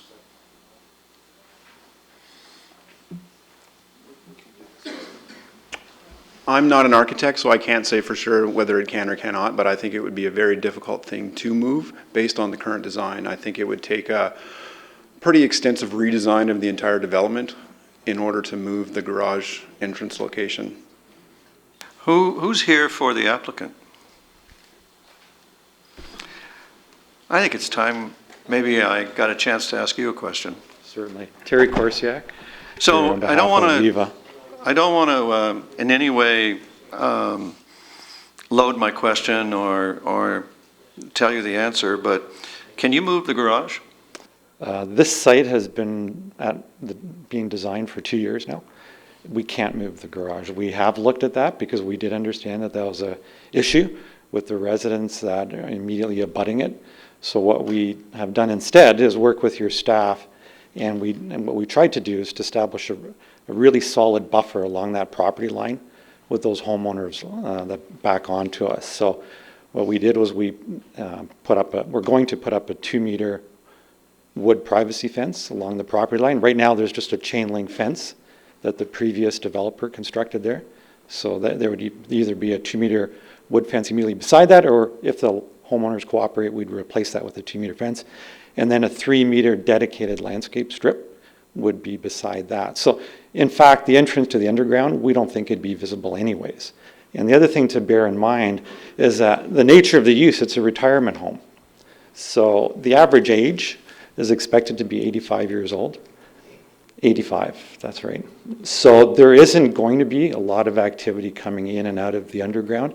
The employees typically in these retirement homes typically use transit, and that's one of the reasons why Viva liked this site, because there's going to be two fairly significant transit lines here, one on 6 Line and the other one on 16 Mile Drive, with transit stops right there for people to use. So we don't expect a lot of activity coming in and out of the underground, quite frankly. There's a total of 75 spaces underneath. Most of them we're kind of expecting are going to be filled with cars collecting dust or under wrap in there. Just a lot of times the residents want to have a spot because they don't want to give up driving, so they take their car, move into the retirement home, park the car, and then find they don't use it very much as they age. Well, let me try another question. What kind of landscaping were you contemplating putting in the 3-meter strip there? Well, again, as you said, the next step would be the site plan stage. So we do have a site plan application that's being processed with staff, and we have been working with your staff. There is a landscape plan that has been prepared, and we're working with staff to finish off that plan before we come before site plan committee. And we're hoping that there could be a decision on this evening, because we started this 2 years ago, just so you know. And there was, the applications were submitted in December of 2012. And then there was a statutory public meeting. Most of the councillors were here at that time. And that was in April of 2013. And at that time, If I could call you back to my question. Mm-hmm. I appreciate the elaboration of the information we've already had, but I don't think it's going to help you. That's all. So, in your contemplation of the landscaping here, are you talking about 3-meter coniferous trees along there, a solid wall of them to help break any noise? The idea is to make it as thick and as solid as possible. So very likely it'd be conifers, but also mixed in with some higher branching deciduous trees to provide, variety of relief along that property line. Thank you very much for coming forward. I see I've generated a couple of questions. I saw 2 hands. Oh, I saw 4 hands. Well, let's start at the end. Councillor Khan, Councillor Adams, Councillor Knoll, Councillor Elgar. I'm just going back to the mayor's question about moving the garage. You said unequivocally that you can move the garage. Have you guys considered other options? Is it that you can't move the garage, or you can't move the garden back there because it wouldn't have the same exposure to sunlight? What options have you looked at about placing the garage? Because I appreciate with his point that it is right behind his backyard, and I'm not an architect and I'm not a design expert, but it would seem that if you could move the garage somewhere, it might be more palatable. Yeah, we did look at options of moving the garage with our architect, and there really aren't any viable options, and we did review those with staff as well, and everybody came to the same conclusion that they can't be moved. There's a certain length of ramp that you need, and it has to tie in how the underground works as well, so unfortunately we can't move it. No. So that's why we're trying to mitigate as much as we can through the fencing and the landscaping. And I appreciate that it has to fit with the way the underground's laid out, but that too can be changed. So my point is that, is it that you just, at this point, you're refusing to do that, or you're not going to go back and look at it, or this is the only possible place you could put the garage entrance? Because I can't buy that this is the only possible that's place. That's not the current plan anyways, so.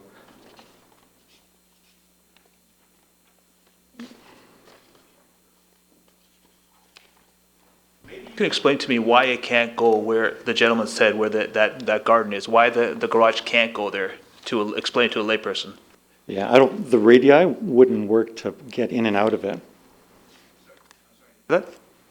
The turning radii to get in and out of the garage with the underground ramp would not work in that location. I'm just trying to get to the figure that shows the current plan. On the screen now you have the figure you may be looking for. Thank you. And it shows how the entrance has been flipped 180 degrees. It's basically a mirror of the previous one, right? That's correct.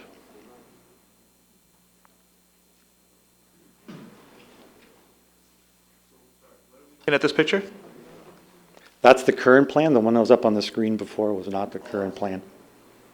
So the garage, the entrance did get shifted to make the entire site work better.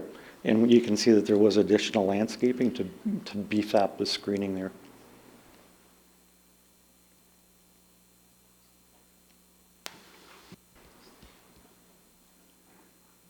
We move on to Councillor Adams. I mean, he's telling me that this can't be done, and I'm not sure that, I'm not an expert on this. I have to assume that, they've looked at all the iterations, but I don't understand why, where there are the handicap spots, there couldn't be an entrance there, why it couldn't be, and he's explained the radius issue where the park is. But we'll leave that to our planners to come back and give me an answer to that. What I can, sorry, through your worship, what I can commit we can do before this comes back to site plan committee, we can take another good hard look at it, but I'm not holding out, promise that it can be moved, but we can take a look at it before it comes back to site plan committee. Councillor Adams. I was going to ask you, why can't the entrance be moved? I think you've answered that from a design and engineering. It's difficult. The other question I had was, would you, instead of a simple wood privacy fence, would you consider putting in a 2-meter noise wall or some other noise attenuation feature along the back line there? Yeah, a noise wall, typically noise walls are put in when there's a warrant or a need for a noise wall. We've done the noise studies for this property and one's not warranted, so what we're looking at doing is a solid wood privacy fence. So when you say solid, does that mean that it's like the solid noise walls in design that you cannot see through them at all? That's or correct. are they, the privacy fences that you can see through on a diagonal? Yeah, it'd be one that you couldn't see through, but it wouldn't be built to, the same huge standard as the ones you see on the major roadways. Okay. Because that wouldn't be appropriate for this location. So I understand, I understand that you wouldn't put the 3-meter kind of giant walls that we've got on Trafalgar there. But in terms, I think the complaint about the driveway access being there is partly noise and partly related to fear of seeing people and seeing cars and lights and that kind of thing. And so in my experience, I've never seen shrubbery helping enough with those issues to fully satisfy people. They're better than nothing, but they're not good enough. And that's why I ask, would you consider putting in something that's of a higher standard with respect to the fencing? Certainly. Okay, thanks. Councillor Knoll, were you next? I wanted to emphasize, or wanted to ask the delegate that was up previously, I wanted to demonstrate to him what 2.46 feet was, which is 0.75 meters, because I'm still finding it, like you were, difficult to understand how that's better than the garage. He's sitting down now. I think I've made my point now. 2.46 feet is about this far. That's how far you could be as of right. And the second thing I just want to emphasize is we've now gone off on this driveway issue, and we spent quite a bit of time on it the last few minutes when we already saw that almost everybody else on Larry Crescent was saying, no, that's not the solution to the problem. They were all shaking their heads. So I think that the gentleman was representing his own interests as opposed to the corporate interests of the people in the room. So I just wanted to point those two things out, because I don't want to go down the road and follow that rabbit too far, because that's not the only rabbit we have to chase here. One rabbit at a time, or you don't catch any. Councillor Elger? Thank you. Mr. Koziak, if you do the 2-meter fence and the shrubbery or conifers, whatever you're going to put, will the headlights shine on the person's house? No, what we tried to do here, to the extent feasible, is to minimize having lights from vehicles moving around on the site shining onto people's houses. So there'd be very little. You can see, maybe I can use the mouse here. The typical way into this site would be coming in off of 6th line. You'd be coming down this driveway. And what we've done here is taken out parking spaces and worked with your staff to do that, to provide quite a deep landscape area that'd be very heavily planted. And behind that would be the 2-meter high fence. So we're hoping that really any lighting in here would be very diminished by virtue of all that planting that would go on. And then the vehicles will make that turn and come down and down into the underground. So really, the vehicles here will be facing, if you want to call that direction, south, down towards 16 Mile Drive. They'll be that way and then going into the underground. So even, and I'm more concerned when they're coming out and the lights are shining up, but Sure. even with your design here, when they come up, they will not be shining onto They will anyone not. either. You can actually see, oh, I don't know what happened to that one. I don't know if I did that or, oh, thanks, Jeff. You can see the vehicle, this mouse isn't very good, coming out. Am I doing that, Jeff, or? Not sure what's happening. Just playing with Try it. not to You click. think he is. You can see the vehicle coming out of the underground right here. So you can see that's, where it's just coming out of the garage and kind of cresting, and it's really pointed north. And again, there's really nothing or nobody to be impacted there. That really helps, actually. Mhm. Seeing it the way you've just rolled it through here, I appreciate that. Mhm. Thank you very much. You're welcome. All righty then. Councillor Knoll? Sorry, without leading the witness here, I just want to ask a question. So one of the most significant issues that came up during the public information meeting was the volume of traffic on 16 Mile Drive. One of the things that I like most about the reiteration, thank you for this to staff and to the team that put this together, was the fact you have this right-in only off of 16 Mile Drive. It's going to reduce the traffic considerably, in my opinion. If you were to move the garage over there, would you be able to provide that same right-in only facility? It wouldn't work nearly, that's the concern that we have. Because what we need to have in here, because we did not want to have any moving vehicles, because people do move in and out, just like from a retirement home, just like they would out of a normal apartment building. And there is a little bit of service, a few service trucks per week required to bring in food, as you'd expect. And what we wanted to do, and we worked very closely with your staff to be able to achieve this, is to avoid having trucks having to back around on this site. So what we did, initially there was more of a full movement onto 16 Mile Drive. And again, the issue of lighting on the residents on the south side of 16 Mile Drive for vehicles exiting onto 16 Mile Drive was raised. So we said, no, we can live with a right-in only to this site. So that vehicles can get on the site, drive northbound, go to the loading areas, and then not have to back up or turn around on the site with the, the reverse beeping and all that kind of stuff that happens, and then just exit the site onto 6 Line, get onto what's going to be a new arterial road in the near future, and get out of the neighborhood. So there was a lot of time and effort spent with your staff. So over the 2 years since we've submitted this application, there's been an awful lot of work done with your staff to get to where we are today.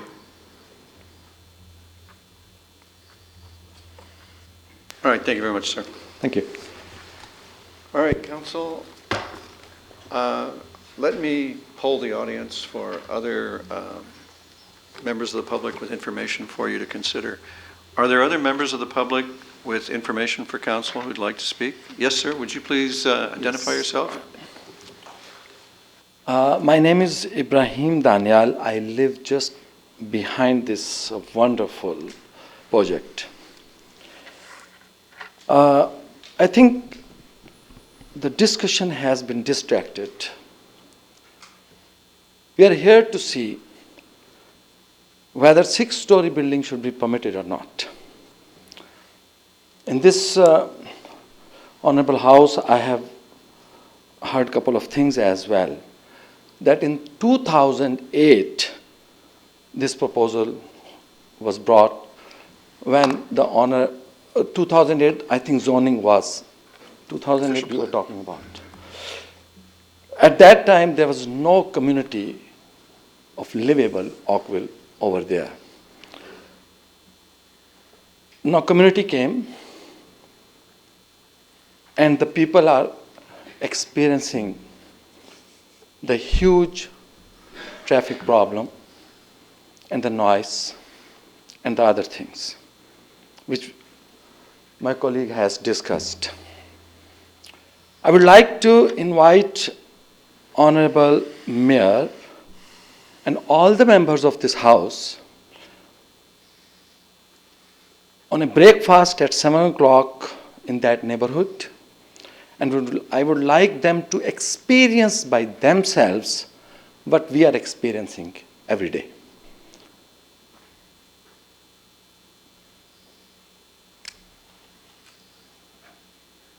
Two to 5, it is existing dwelling as by my understanding. The zoning has yet to approve. which is 2 to 5, as per my understanding. Now, obviously, I cannot bring such a fancy sketch which city with all its brains has put forward. And I'm not a technical person.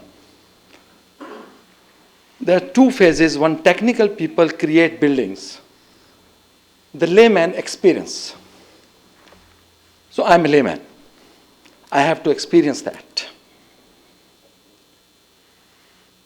Over here, the question is 2 to 5 story building should be increased to 6?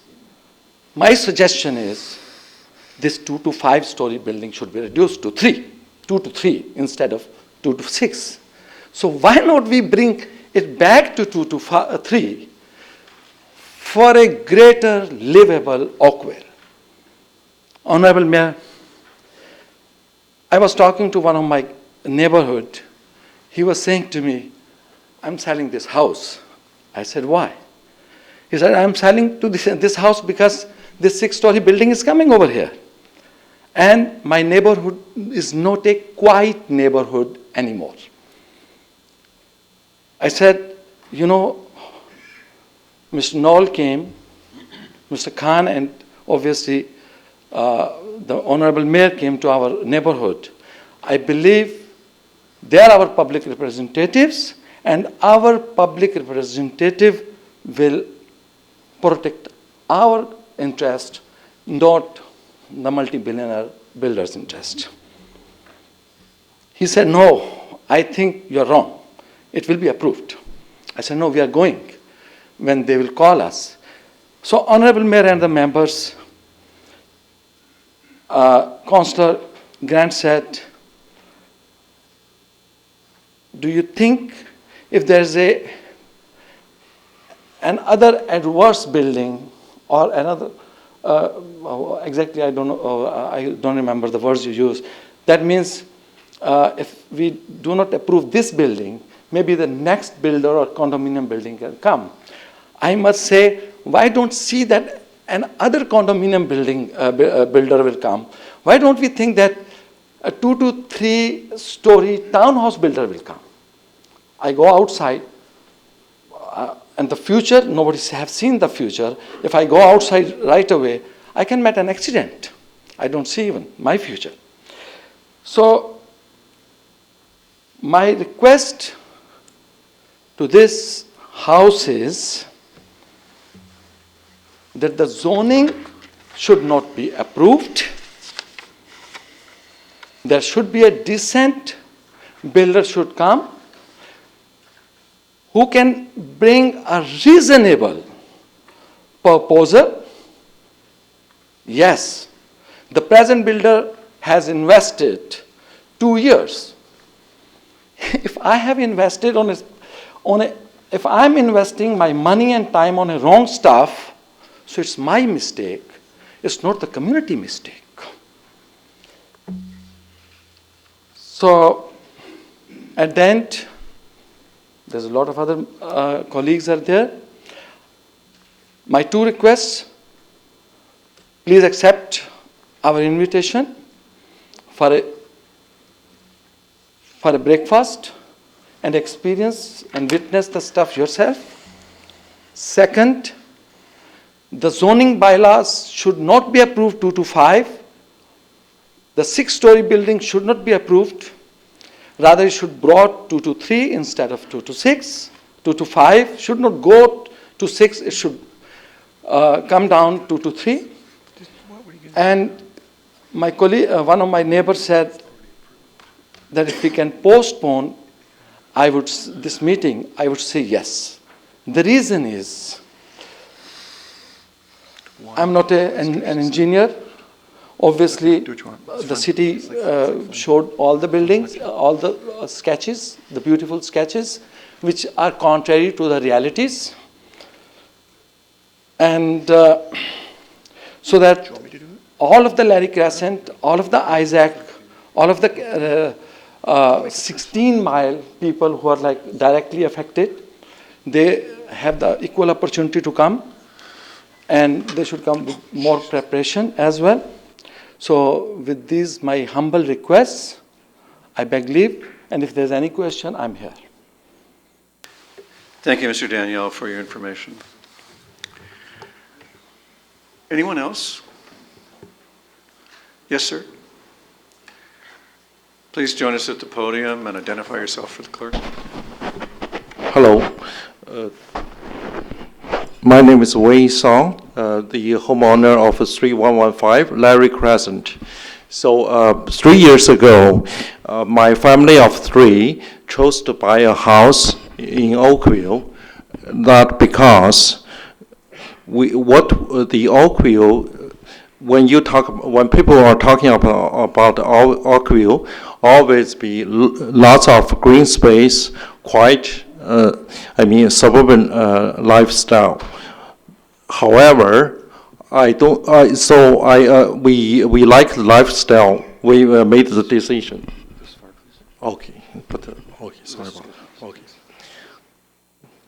So right now, we trust the council.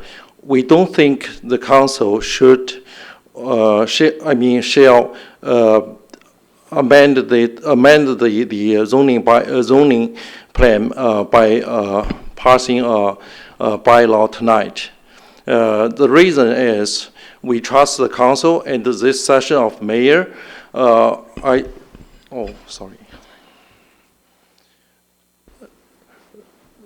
Since I am an engineer of another municipality, I trust the council and the mayor can make a right decision. For one thing is we trust the council will live up to their standard. This council, in this session of the council, this mayor will live up to their standard, which is to make Oakville a livable place, the best place to raise a family. Secondly, I trust the council and the mayor will not make a dangerous precedent of the planning.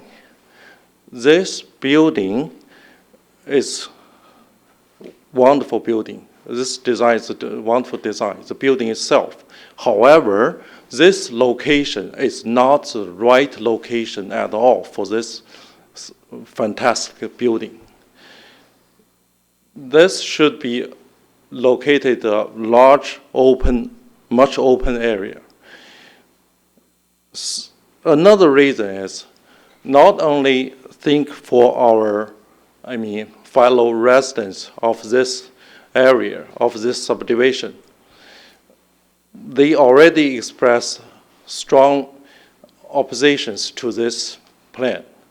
The other thing is thinking about you guys are all public servants.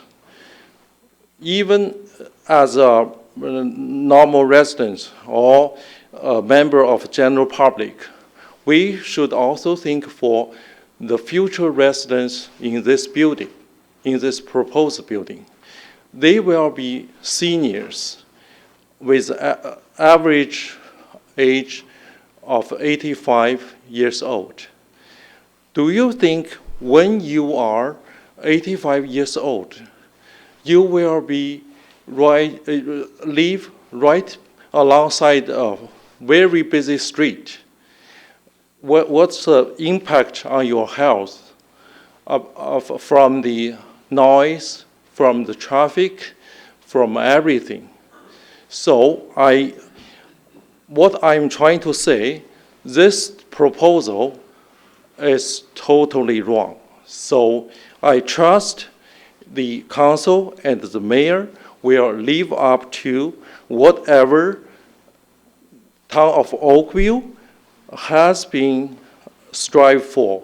A livable Oakville, a green Oakville, a quiet Oakville, world-class medium town, Oakville. So that's my point. Thank you very much for bringing us your information. Councillor Grant and Councillor Demoff. Just quickly, you understand, and I've heard a few people refer to this about how we've got to not approve the zoning. You realize that, number one, the zoning has been in place since 2008. We're not approving or disapproving that tonight. Well, the permission, sorry. Basically, they're allowed to build up to 5 stories there, and nobody's defined what a story is. So 5 stories, if we're talking about a 2-story building, it could be 2 20-foot high stories. It could be insane. Yep. So there are 2 things to remember there. And basically what we are trying to do is, because it's been decided that something of a general size should be there, what is the best use for that community at this point? We want to make sure that what gets built there, I hope you understand, turning this into a question, that what we're looking at trying to get there is something that will work with the neighborhood, not impact on the people who live there, because basically what is an as of right now could be much, much worse. And it could go to an administrative board with the Ontario government where they say, well, they have that right so they can do what they want, instead of being here now where we can take a look at suggestions and try and work something out that could work better. Can I respond right now? Please do. Okay. So I don't know what happened in 2008, basically, back 2008. However, sound to me, the procedure was wrong. What doesn't matter what happened in 2008. Right now, our subdivision, our streets are all existing. However, we are still, this building is still in the proposal stage. So what the right thing should be, the proposal should, based on the existing site condition. That's why I agree with my fellow residents. This should not be a 6th story. Second question, I am an engineer, and you don't need any knowledge of engineering. We can figure out. When we say it's 5 story, the maximum, that means worst case. We can see if it's I don't want to argue here. It can be 1.5 meters high, or like per floor high. The per story could be 1.5 meters high, 1.8 meters high, or 3 meters high. Let's see 3.5 meters high. That got not to be 26 meters. So that's my point. And this is totally against the concept of livable Oakville. After 10, 15 years, or even immediately after the building, if it is built, I think this council will look very bad, will be responsible for this lesson in the planning history of the town of Oakville. That's my word. Thank you very much for that. Councillor DeMoff has a question for you. Okay, please. Thank you for coming out. I know it's not easy to come and speak before council, and so we do appreciate you coming here tonight. I'm curious, when you bought your home, did you know what was proposed behind your property? Did you? No. Okay. It was even on the site plan later on stage. It's called the Community Service Center or something. What my understanding, that would be something we held the last, information meeting, PIC, that was back in May 2014. That would be a 3-story building, a little bit smaller than the regular size community center, but still can provide some public service, or it could be a low density, like a 3-story townhouse or something. Even look at the city of Mississauga. Alongside the Winston Churchill, they built a 3-story, 4-story. If we apply the same principle, that could be 12-story, 20-story. I know, but I guess what's confusing me a little bit is that it seems that you weren't aware that a 5-story building could be built behind your property when you purchased it. Is that? Nobody knows that. So I think that's issues probably with whoever you purchased the property from as opposed to the town. And that's something that we've seen before, and it's very frustrating. People buy a home not realizing what the zoning is behind them, right? I agree. However, we cannot change that. That's the past.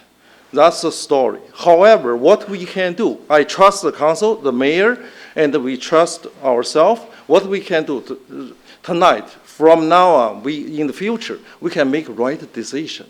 What is the right decision? It's a 5-story building. So I don't think we need to even talk about 6-story, cut the wing, whatever. That's just that's not negotiation, not comparison.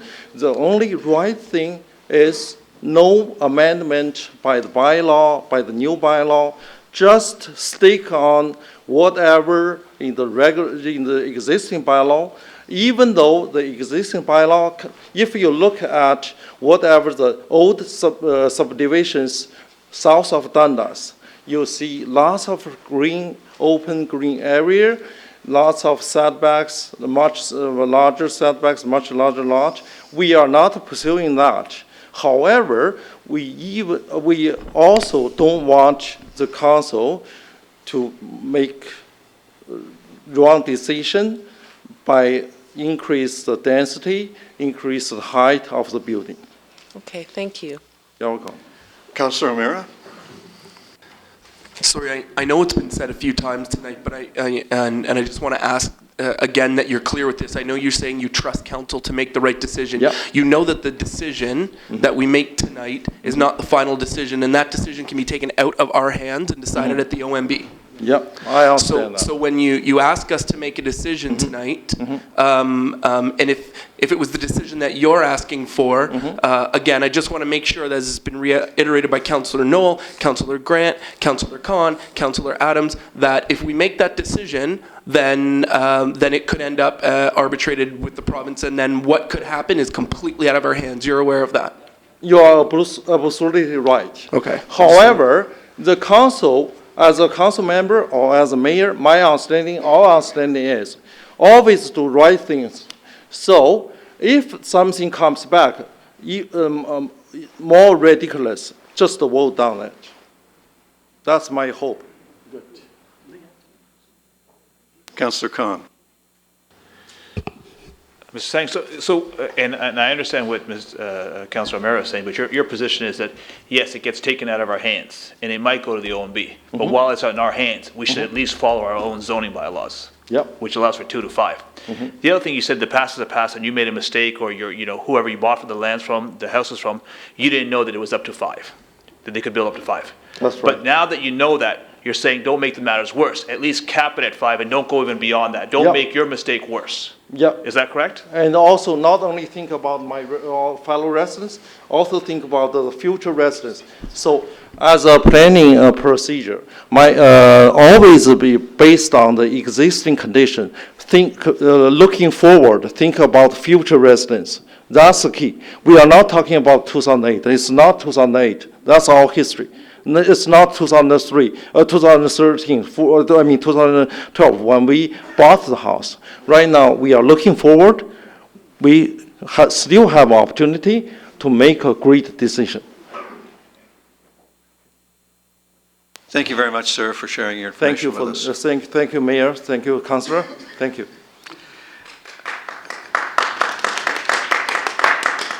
Anyone else? Many others. For any other first-timers? Please introduce yourself for the clerks. Hello, my name is Nelson Tavares. I live at 3275 Larry Crescent. So I'm actually not backing onto the development. I'm actually across the street from most of these neighbors. My major concern with this development is the 16-mile traffic that's already congested at this moment and very unsafe. Right? I moved to Oakville. I strive to move to Oakville. It took me 10 years to get to Oakville. Right? I worked very hard to get to Oakville because I want to raise my kid in a better place, in a safe place. So right now, 16 Mile is congested, and the development from the Mattamy site is not even complete. Right now, there is only one exit to get onto Dundas or Bornthorpe, where you have both options. You can't connect to Niagara yet. The second part is the street going onto Dundas, you can only go west from where the Remington site is. So that's one of my major concerns. The second concern would be the height, right? 6 stories. And I know we haven't defined a story yet, because it can vary from different heights, but I believe it shouldn't be taller than the houses there. That should be our measurement.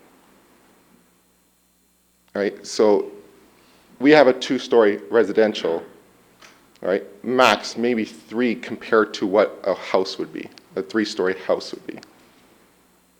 Maybe that's what we should define a story as. Right?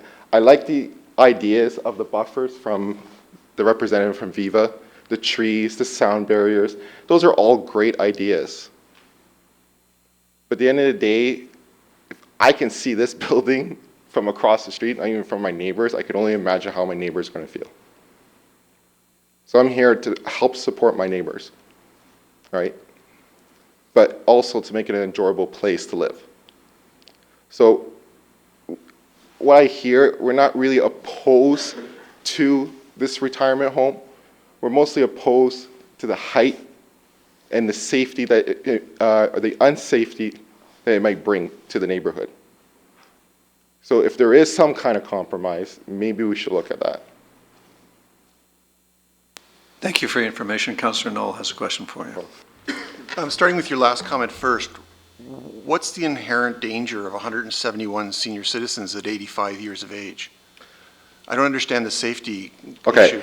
So actually my mother-in-law works for Viva in a Mississauga development or property. You may say that there's, they're not really driving, but they do get visitors quite often. They're kids, right? Grandchildren, right? Not including medical services and other things, physiotherapy, whatever. It may be included in the building, but people do have to sometimes come. They're not on 24 call. But what are you referring to in the safety? I'm trying to understand what's unsafe. The traffic coming off 16 Mile. Okay, so based on that, okay, I'm not going to ask you questions about the height issue because I don't think we can defensively downgrade an owner's rights on the property after the OMB, we negotiated OPA 198, 2008 was a decision, that is what it is, and it'd be very hard to go back and to downgrade people's rights on the property. So I'm going to forget that for a moment. I know you still hope for that, but let's leave that off the table for a moment. I want to talk about the as of right on the property. So you're concerned about seniors and the traffic that Viva Building is going to create on 16 Mile Creek Drive. You understand that the developer has amended the original proposal and removed all turns off that street, are you? Yes, I understand. Actually learning a lot of it today. Like I said, I haven't got a notice. We didn't take possession until May 2013, 1 month after your original meeting. Okay. So I want to get back to the question though. Yeah. So you are aware of that now though? You understand that you can only write... I can see that what the new plan is. Okay. Right? My concern is it's so close to that intersection, right, where we already have bus stops from transit and school, right? Kids line up there. I know that it could be altered by the school boards if you really wanted to, but the traffic coming in and out of that intersection at this moment, and not all of the homes have been fully completed, it's going to be a future issue. Okay, but my question is just like, let's compare apples to apples for a second instead of apples to oranges. Apples to apples being the fact you're going to have a development there and there's going to be some form of traffic. Okay, there is as of rights. You can't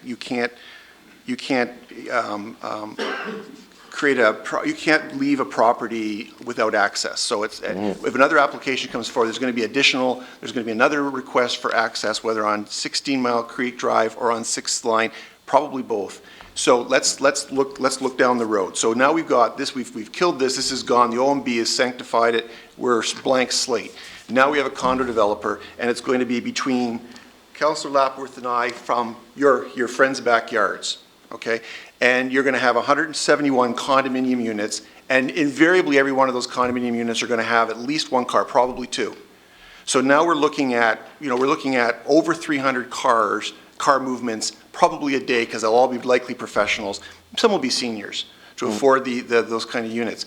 Is that a safer condition than a seniors building with 171 senior residents, most of whom are driving with periodic visitors, and the staff, which doesn't really, by the way, my understanding is they don't have a lot of medical staff because it is a retirement home, not a nursing home. So is this proposed condition safer or less safe than what could be as of right? Well, obviously it's going to be safer. Okay. All right. I'm not opposed to the building. Right. All right. Like I said, I'm concerned with the safety. I understand that another developer could make it worse. Right. I do understand that, and a lot of my neighbors obviously have agreed to that. Right. All right. Saying that they understand. Right. It's just so close to that intersection that's already as bad as it is. My suggestion is, could we look and do something slightly different? All right. Well, site plan can look at that for sure, but I just want to be clear that because this is the point. This is almost the theme we've been going through in this meeting. Is you could almost subtitle this entire conversation, "Be careful what you wish for." Oh, I know, I understand, because I've been listening for the last hour and a half, and I'm like, and I understand. I went to school for architecture. I understand this stuff, right? We can make it worse. I know we can. I know we can. You're setting the standards so high. Thank you. I know we can. I'm just saying, are there other options? Still with the retirement home. Okay, so I'm not opposed to the retirement home. Okay, so let me stop you on that, because I want to ask you, this will be my final question. Yep. So you're not opposed to a retirement home. You are opposed, you're concerned about the traffic circulation for the retirement home. Mm-hmm. Okay. And the height of it. And the height. But again, working on the preposition, we probably couldn't defensively do that, because my experience here in 16 years on council, I think we'd probably lose that in spades at the OMB, and then we'd lose control of everything. So, but you're not opposed to the home itself. What about the setbacks of the home? To be honest with you, it looks the best they really can do, right? Right? Not to go against my neighbors or anything like this, but like this is the farthest they can actually go. Okay. And in terms of the heights, people are hung up on stories versus total gross height. So and we really didn't find that. Does it matter? Does it matter to you 26 meters at 5 stories or 26 meters at 6 stories? Does it really matter? It's the same thing. Right. So at the end of the day, this is as far away from the community as possible. It's the same potential height as 5 stories. It's safer than what could eventually be there. What decision should council make? The numerical number of 26 meters is the same, either way you put it. Right. Just like they illustrated. But you see the conundrum we're facing, right? Yeah, I understand that. Okay. Again, I was listening for the last hour and a half. Thank you. All right. I really appreciate your time. Thank you very much. Thanks for coming today. Councillor Demoff. Actually, I have a quick question for staff. Thank you for coming out.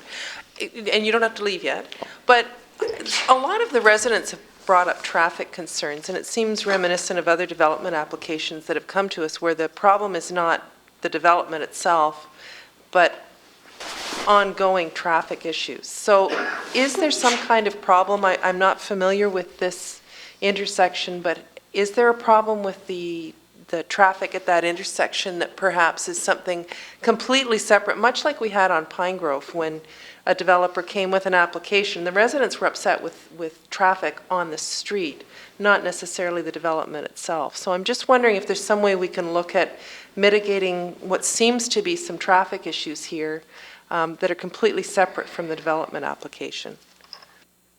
I can't comment specifically on whether there's a problem at this intersection at 6 Line or 16 Mile Drive, but the applicant did submit a traffic study that was reviewed by traffic engineering staff, and they basically said, yeah, we have no concerns with this traffic study. Could we take a look at that intersection? Through you, Mr. Mayor. I think one of the issues you're experiencing here at the moment is 6 Line is undeveloped. As you may recall, it just completed its EA, in 2014 with the plan to reconstruct 6th Line in 2015, which would include signalization of the intersection of 6th Line and 16 Mile Drive as well, and improving it out to a 4-lane cross-section. It's being started next year, so the residents in attendance probably aren't aware of the fact there's going to be a signal at that intersection. They should have been aware through the EA study. It usually has quite a communication plan that goes along with it, so they certainly should be aware of that. And the plan is to deliver that in 2015. But sometimes when someone's new to a neighborhood, they don't necessarily get the information, so perhaps they're not aware of some of the plans that we do already have in place. So thank you for highlighting those. Councillor Grant? Additionally, this is actually for staff, then, Could we deal with the delegation before we deal with staff? Or is there more for the delegate? no, certainly, let's, more delegations than staff. I'm just trying to make it No, efficient. I get that, yeah. Okay. Thank you very much, sir, for your time and your information. We appreciate it. Councillor Grant, staff are yours. Well, it does come back to actually the traffic problem, and I just want to be corrected if I'm wrong, but the area is being developed, as the person's just mentioned. What may not be noted, though, is 16 Mile Drive has not actually been connected yet, and as it gets connected, there will be routes downward to Dundas, will there not? Which would alleviate the traffic? Yes, there will be connections down to Dundas, I believe, as well as out to Neagawa in the ultimate design, yes. And additionally, when we're talking about the connection from 16 Mile Drive, as far as I recall from Site Plan Committee, and I could be wrong, but fire regulations do demand that there are 2 entrances and exits, at least or 2 entrances at least, from different streets, does it not? I believe so, but I'd have to look into it to confirm. So basically, then we couldn't have 2 separate things on 6th Line. We would have to have that entrance on 16 Mile Drive just for the safety of fire regulations.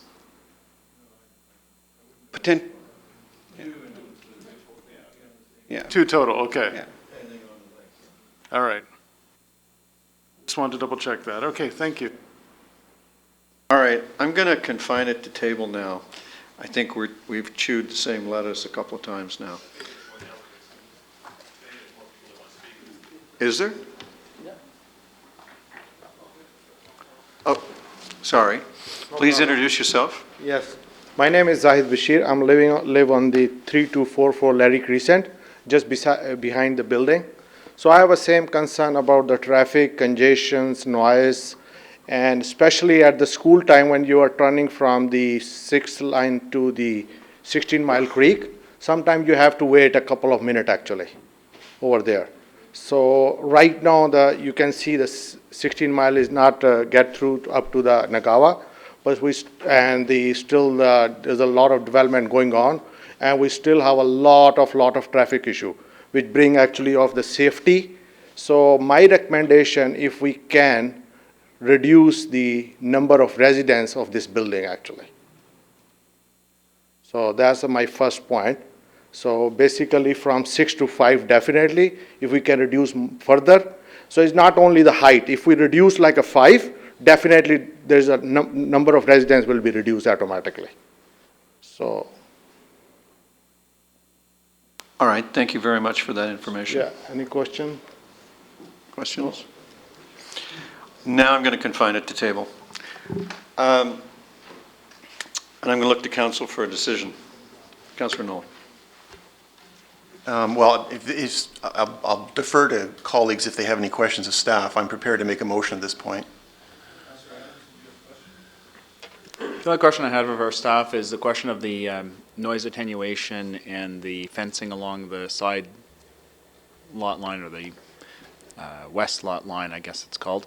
What options could council consider with respect to enforcing or requiring some additional options around how to protect the backyards of the residents?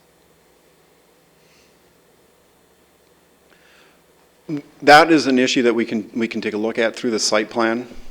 We have made an urban design recommendation for the privacy fence and a 3-meter landscaping, but what is in that landscaping buffer is still could be determined at the site plan stage, as well as the nature of the fence and what materials that could be.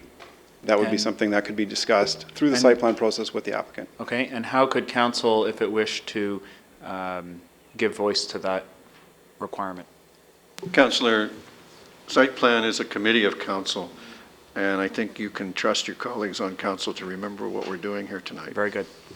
I'd like, if I may, through you, Mr. Mayor, item 5 of our recommendations references an Appendix A, which is urban design site requirements, which are things that we will be looking at as staff when we review the site plan application.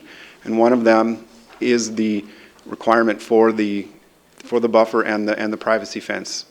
And that will be something that we will be looking at. And if you approve the recommendation that we have put forward, we will be directed to look at that with the applicant. Thank you. Councillor Grant, and then Councillor Elgar, or Councillor Elgar and then Councillor Grant. I'll just be quick. The delegates who came forward tonight live in a new area. I guess my question to staff is, when we approved the subdivision where the individuals are living now, did we demand that in the sales trailer it had to say what was going to go in the area around where they were buying? And do we know if it was visible? We do approve plans of subdivision with a number of conditions, and a number of them refer to community information mapping and providing residents with the future plans that the town of Oakville has for that area. So yes, we do require sales centers to include that information and provide that to future residents. Do we go and check to see whether it's visible or whether it's hung up in the back wall in the corner? Like, do we do that? I am not able to answer that one. I do not know the answer. Thank you. It might be interesting going forward. This isn't new. It's always low density, and the higher density starts going in. Someday we're going to have to reverse this, and I don't know how we can ever enforce it, but it would be sure be good to get it done. All right, Councillor Grant. A question of curiosity to staff. When we have the new residents guide that we've put out recently, it's the Welcome to North Oakville or the New Communities of North Oakville, do we have something that mentions neighborhood centers or what specifically that area looks like or what would be envisioned? We do work with the applicant to prepare a plan that designates what land uses are proposed for that neighborhood. So in this case, it would show the general urban as well as the neighborhood center area along 6th Line and along 16 Mile Creek, or 16 Mile Drive, sorry. Yeah, right. Thank you. And I just, if the applicant's still available to answer a question, just one last thing. One last thing, like Columbo. There's been a lot of talk about how busy the street gets, and that kind of got me thinking, what are the peak hours for this building? What's the busy time of the day for the people at the retirement center? Would you know that? For the residents, to be quite frank, there's very little activity here for the residents. School lets out, or when schools, buses No, there is no come by? peak. These people are not getting up in the morning and driving to a job in rush hour and coming home during rush hour with everybody else. You know, they live there and they stay there the bulk of the day. I can speak from personal experience. I just moved my mom into one last month, so I know exactly what it's like. Okay, great. Thank you. That answers that for me. If it's any help, my dad's car is covered with dust. That's how often he uses his. Councillor Knoll, are you next? I'm just ready to give you the motion once you've disposed of all the questions. We've got a couple over here. I won't take this opportunity to lobby for a different configuration. Councillor Hutchins. I'm new here, so I'm not quite sure how things work yet. Okay. I've been listening very carefully to all this, and it seems to be a lot of confusion about the height of stories. Is there a way of defining what a story would be? I think a lot of arguments and discussions around that might be reduced if there was a definition of what a story is meant in the zoning. Story is already defined in the zoning bylaw, but there is no measurement for a story. So when you talk about stories, you're talking about the different floors or levels in a building, but the zoning bylaw does not say one story must equal X number of meters. And is, why not? Because it's fundamentally different. It's like saying you could measure the length of a street by the number of houses that are on it. And we all know different streets have different widths of houses. And so to say a street is, say, 18 houses long is different than saying it's 100 meters long. So the same way you measure, you say, okay, we can have a 5-story building, means that it has 5 distinct levels or floors. But we're saying those 5 floors, in this case, including the mechanical on top, will be capped at 26 meters. So meters and stories are different. Thank you, Councillor. Councillor Knoll, I think it's now, oh no, Councillor Khan is going to help us. Yeah, so I had put my hand up earlier, and I was going to kind of touch on the same thing as Councillor Hutchins had touched on. Granted that there is no, and it seems strange to me too, that there is no measurement or at least a variance for what a story is. Presumably, according to that, you could have a 2-story that's just as tall as this building. Is that correct? Theoretically. Theoretically, yes. All right. So then, do we not have a height restriction? That is what we are attempting to do in this proposed zoning. The applicant has come in and said, we want to build 6 stories, and we have had discussions with height with them. And what we have said to them is if you are willing, we would propose that we cap the overall height of the building, including all the mechanical on top, at 26 meters. So, which they are proposing at 6 stories, but could very well be 5. And so, yes, 5 stories can go up to 26 meters.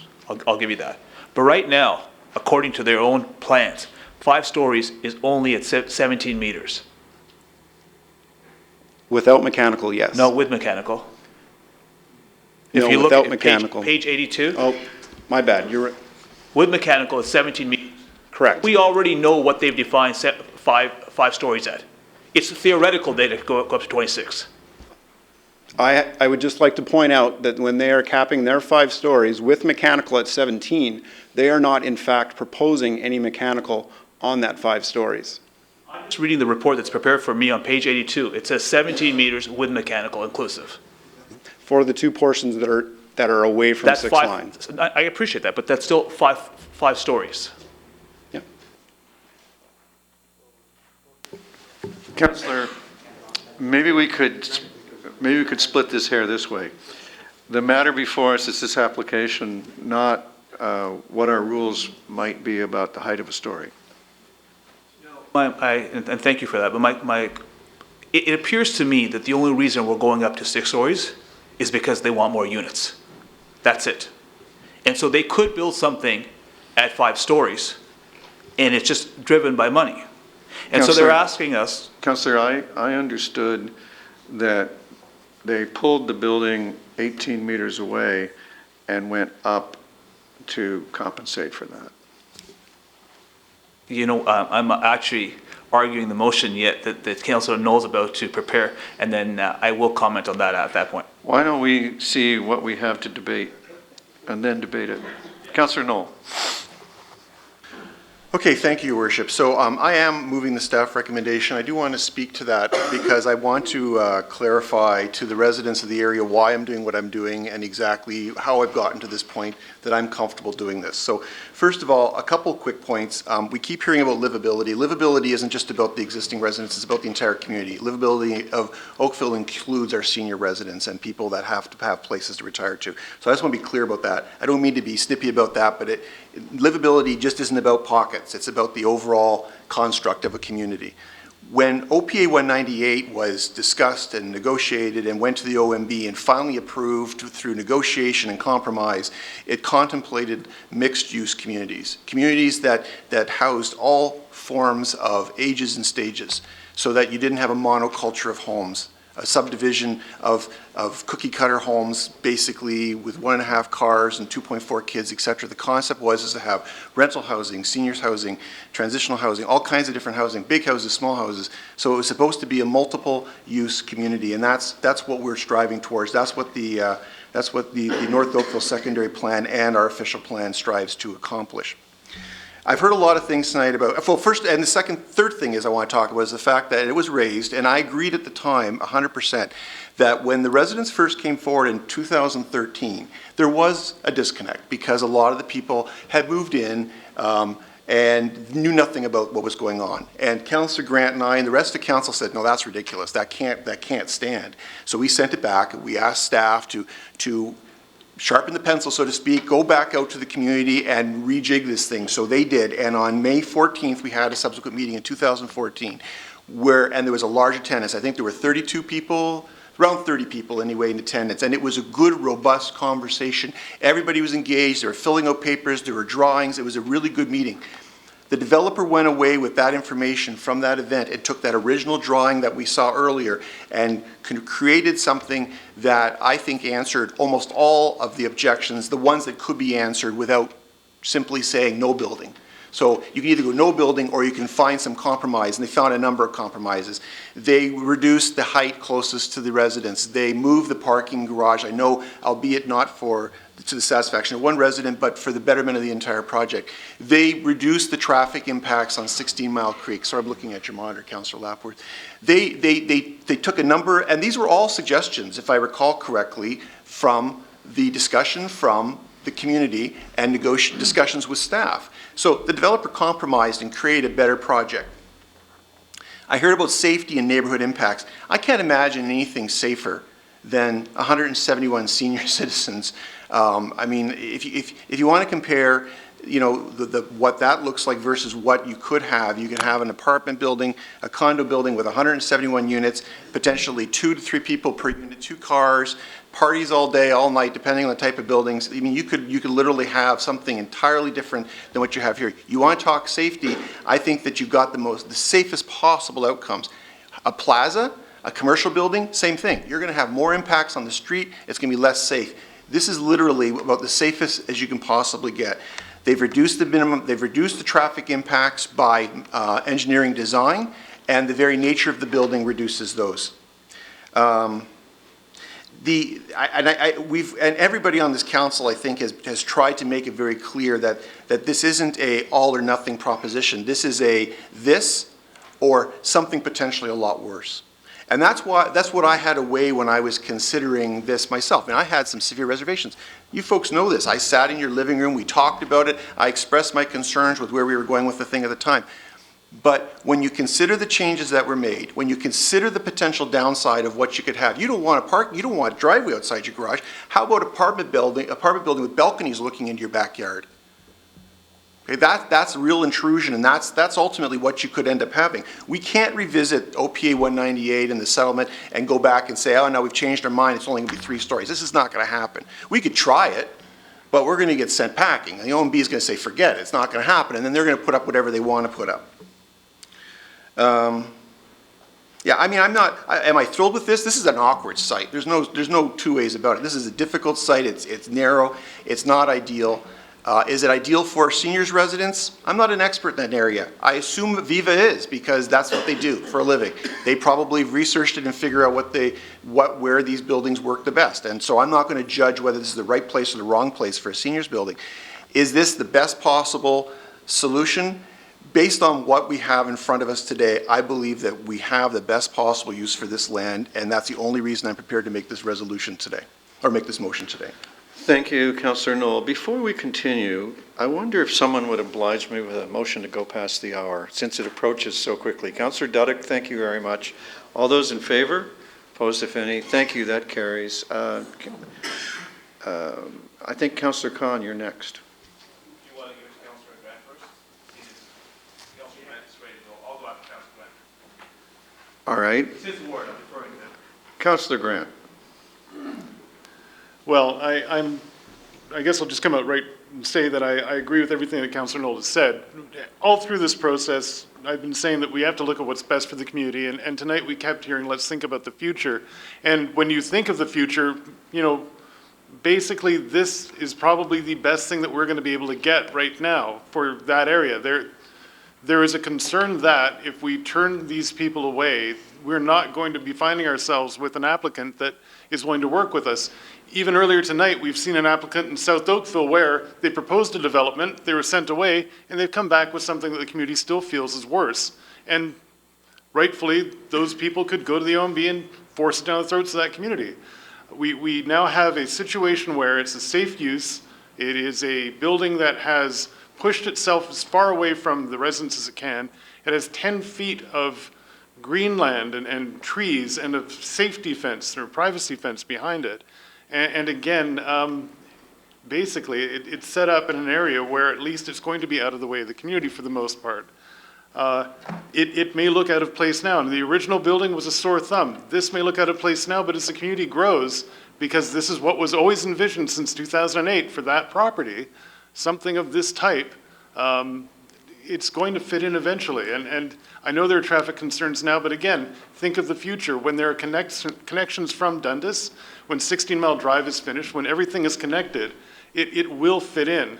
In fact, I even doubt that this building will be finished before, or I'm sure that the streets will be finished before this building even gets a chance to open up. So weighing everything, I think that we have to look at what's best for what we have, what we can do, and what we can build within our little sandbox. And within the rules that we have, I think this is the best possible outcome we can get. And I have to go with that, just because that's what I think would be best for the community.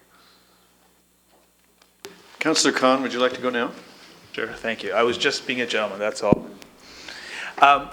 The first comment I want to make is with respect to what Councillor Knoll said. I don't think he implied it this way, but he said that livability also, means that it applies to seniors, and I completely agree with him. But I think opposing this application, you're not going to be charged with ageism or anything. And I appreciate that the seniors have a right to live here, and I don't think anyone for a second is saying that seniors shouldn't live here. I think the issue is the massing of the property, the structure, and the layout. So I just wanted to get that off the table.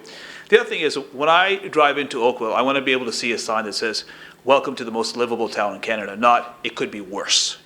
You're right, it could be worse. But the problem is, whatever application is out there, it's going to come back to us. We're going to have an opportunity to review it. Whether it's even closer, we're still going to have an opportunity to comment on it. So just because it could be worse, it doesn't mean that we're bound by that decision.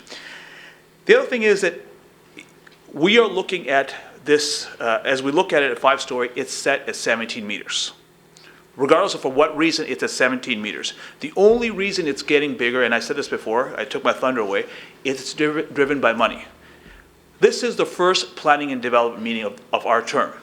I'd like to, at the very least, have a legacy that we followed our own bylaws in the first meeting. Let's abide by it. We said, can't do that. Our bylaws said, and I don't agree with most of the people here who said we should come down, because our bylaws say between 2 and 5. But we're not at all compelled to give away another story. And I disagree with your worship. You said we don't negotiate. We always negotiate. Come back, give us a better diagram, give us a better design, and we'll work it out. Maybe we'll be able to negotiate at that time. Right now, the way it is, I can't agree with Councillor Nolan, and I won't be supporting the motion. Let's limit it to 5 stories.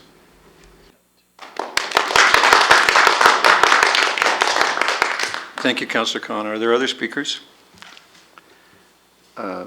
Jeff, you're not an other speaker. Councillor Adams, are you speaking? I'm going to support the motion. I think we do need to correct the 17-meter issue. I don't think that's been portrayed correctly. I wonder if our staff could succinctly tell us that the 17-meter number that's referred to on page 82 of the agenda refers to the 5-meter section where there is no mechanicals at all. And if it was 5 meters, it would require mechanicals on top of the 17 meters. Yes, that's correct. Five stories. If we put mechanical on top of a 5-story building that was 17 meters high, you would need another 6 meters of space for the mechanical, which would bring you to 23 meters. Thank you. I think that makes it a little bit more obvious for everybody. I think Jeff has outlined all of the reasons why it's a supportable motion, and I think that's enough for me. Thank you, Councillor Adams. Anyone else? I think I owe a bit of a statement on it, and I'd like to congratulate and thank our staff and the applicant for the sensitive design changes that were made in trying to deal with the response from the community. I think that the mitigations that have been brought forward are worthy of support. I will support the motion because this is a very low intensity use of the land, possibly the lowest intensity use that you could have for the land, and therefore the friendliest you could have for the neighborhood, given the Northeast Oakville secondary plan and what it provides. Some of the concerns that the residents expressed, as we heard tonight, can be and will be dealt with at the site plan stage. And I hope that those who were primarily concerned by the traffic will be a little bit cheered to learn that the changes to the roadway on 6th Line and the signalization will be in place before the building is finished. And that, I think, will go a long way to also help. And with that, I'll ask the vote. Oh, Councillor Grant? Just following that then, and given that there's been some conversation about notification, could I make a friendly amendment perhaps that the site plan notification go to all the residents on Larry Crescent, an extended area, just to make sure that everybody is aware of the site plan meeting coming up? Is this a director's site plan or a site plan committee, Director? Yes, you could make that. We'll do so. All right, so we'll accept all that, and I'll call the vote. All those in favor? Opposed, if any? It's carried. Thank you very much, Council. Now, that brings us to our remaining item, which is C4, the Ontario Municipal Board Appeal, the official plan amendment and zoning bylaw amendment for Bronte Community Developments Corporation on Calsa Gate. And the reason we held this was because we have a delegation from Mr. Goldberg, Michael Goldberg. Mr. Goldberg, it's your turn to bring information to council.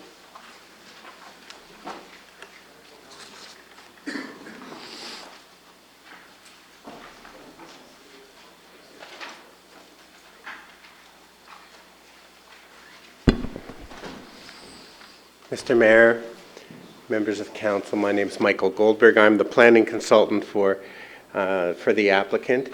I just want to provide some background to the application. I'll briefly explain a bit about the application, and then I'm going to make a brief suggestion to you. I'm at a little bit of a disadvantage because I'm not aware of what the staff or the legal report before you says, but having said that, I'm going to make my suggestion nonetheless.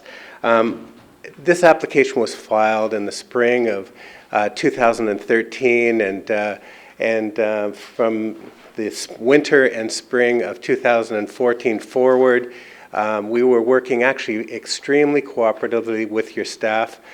We actually think that we had through the many, many revisions that we had made to the application, that we had actually satisfied the staff on the substance of the application. And unfortunately, at the last meeting where it was scheduled for September of 2014, the matter was unable to be put onto the agenda. The staff report just wasn't completed. So that held us into the election cycle, which potentially could have put us off to this meeting or maybe one in January, and not knowing whether there would be any appeals from residents. It was a corporate decision to appeal the matter. But I will say, members of council, that in no way in filing the appeal did we ever have the sentiment or intent not to continue to cooperatively work with staff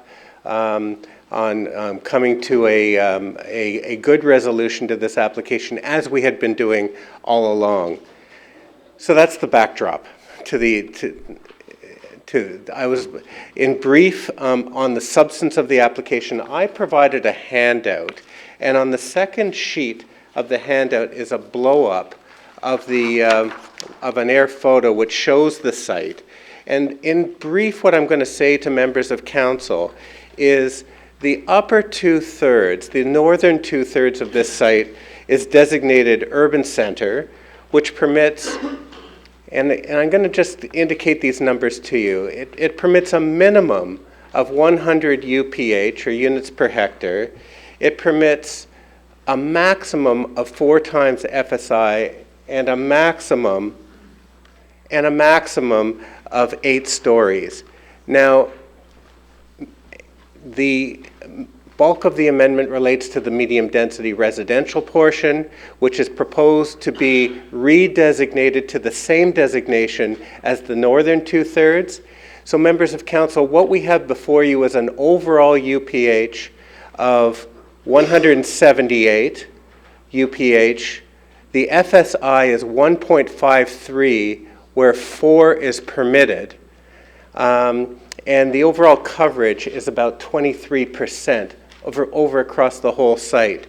Theoretically, your official plan would allow this entire development to take place within the northern two-thirds, but what we're doing is we are spreading it across the entire property, and that's the pith and substance of it. So theoretically, we are not adding population. While we're adding population to the southern portion, if you turn the page and you see the site plan here, this being the southern two-thirds of the application, you could see most of that portion, which would alternatively be filled with townhouses, has a community garden and some surface parking, and the tower, or the 8-story building, the mid-rise building, concentrated up towards Kelsa Gate. So that's the explanation on the application. In terms of a go-forward suggestion to you, I don't know what the legal memorandum of September 29th says. I'm not privy to it. But what I am going to suggest to you, members of council, is that it wouldn't be unusual if you had before you the best professional planning advice that you ordinarily would have on a planning application. And what I'm suggesting to you is that if you do not have that, and I don't know that you don't have it, but if you do not have that, it would be my recommendation to you to ask for that report, whether it's in camera or whether it's in a public session before the public, which would be the ordinary course. The hearing is set down for March 24th.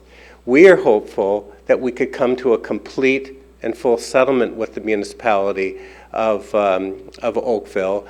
If the report came back in January, providing you the full explanation from staff's perspective of what they think of the application, what they could bring to your attention, the many revisions that have been made to enhance the application from its original submission, you would be making your decision with the fullest of information. So, members of Mr. Mayor and members of council, those are my remarks. I also wanted to make myself available in the event that you had any questions. Thank you very much for taking the trouble to bring us your information. Thank you. Councillor Elder. Your Worship, I really don't feel we need to go in to discuss this in a confidential format. I'd be willing to move the staff recommendation we have before us. I do believe we have the best planning and legal information already available to us, and it's been provided by our staff. So I would be willing to move the item. Thank you for the motion, Councillor. No discussions in order unless you want to go into camera, Council. I'll call the vote. All those in favor? Opposed, if any? The motion carries. Thank you very much. As I said before, thank you for your time. Council, if I can take a second to flip back to the agenda, I think I have good news. Oh, here we go. We've reached the point where a motion to rise and report to council would be in order. Councillor Duddick is first off the mark. All those in favor? Opposed, if any? And that carries. I rise and report that the Committee of the Whole has met and made recommendations on consent items 1, 2, and 3, confidential consent item C1, public hearing item 4, discussion items 5, 6, 7, and 8, confidential discussion items C2, 3, 4, 5, 6, and 7, and Advisory Committee minutes, item 9, as noted by the clerk. A mover and seconder of this report would be in order. Councillor O'Meara, Councillor Hutchins, first timers. All those in favor? Opposed, if any, and the report is adopted. Council, it's now my pleasure to ask if there's any new business of an emergency, congratulatory, or condolence nature. Thank you. Then it's time for consideration and reading of the bylaws. And again, I just need a mover and a seconder. Councillor Adams and Councillor Lapworth. Your Worship. Councillor Robinson. I have a question on one of them. Is it appropriate for me to ask the question now, because I want to ask it before the vote? Now would be the best time, because otherwise we're about to vote. Well, I know that. The Bronte building, the bylaw 124, is moving it into a designated status. Under any circumstance, we're planning to do some renovations on that building. They're badly needed, and there's a lot of money needing to be spent on it. Are there any circumstances relative to this designation that might preclude or prevent us from carrying on with some of these plans that we have for renovations and repair work?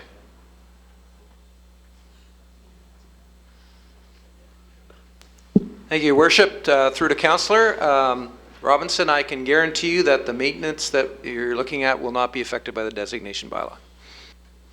Would there be any adverse effect?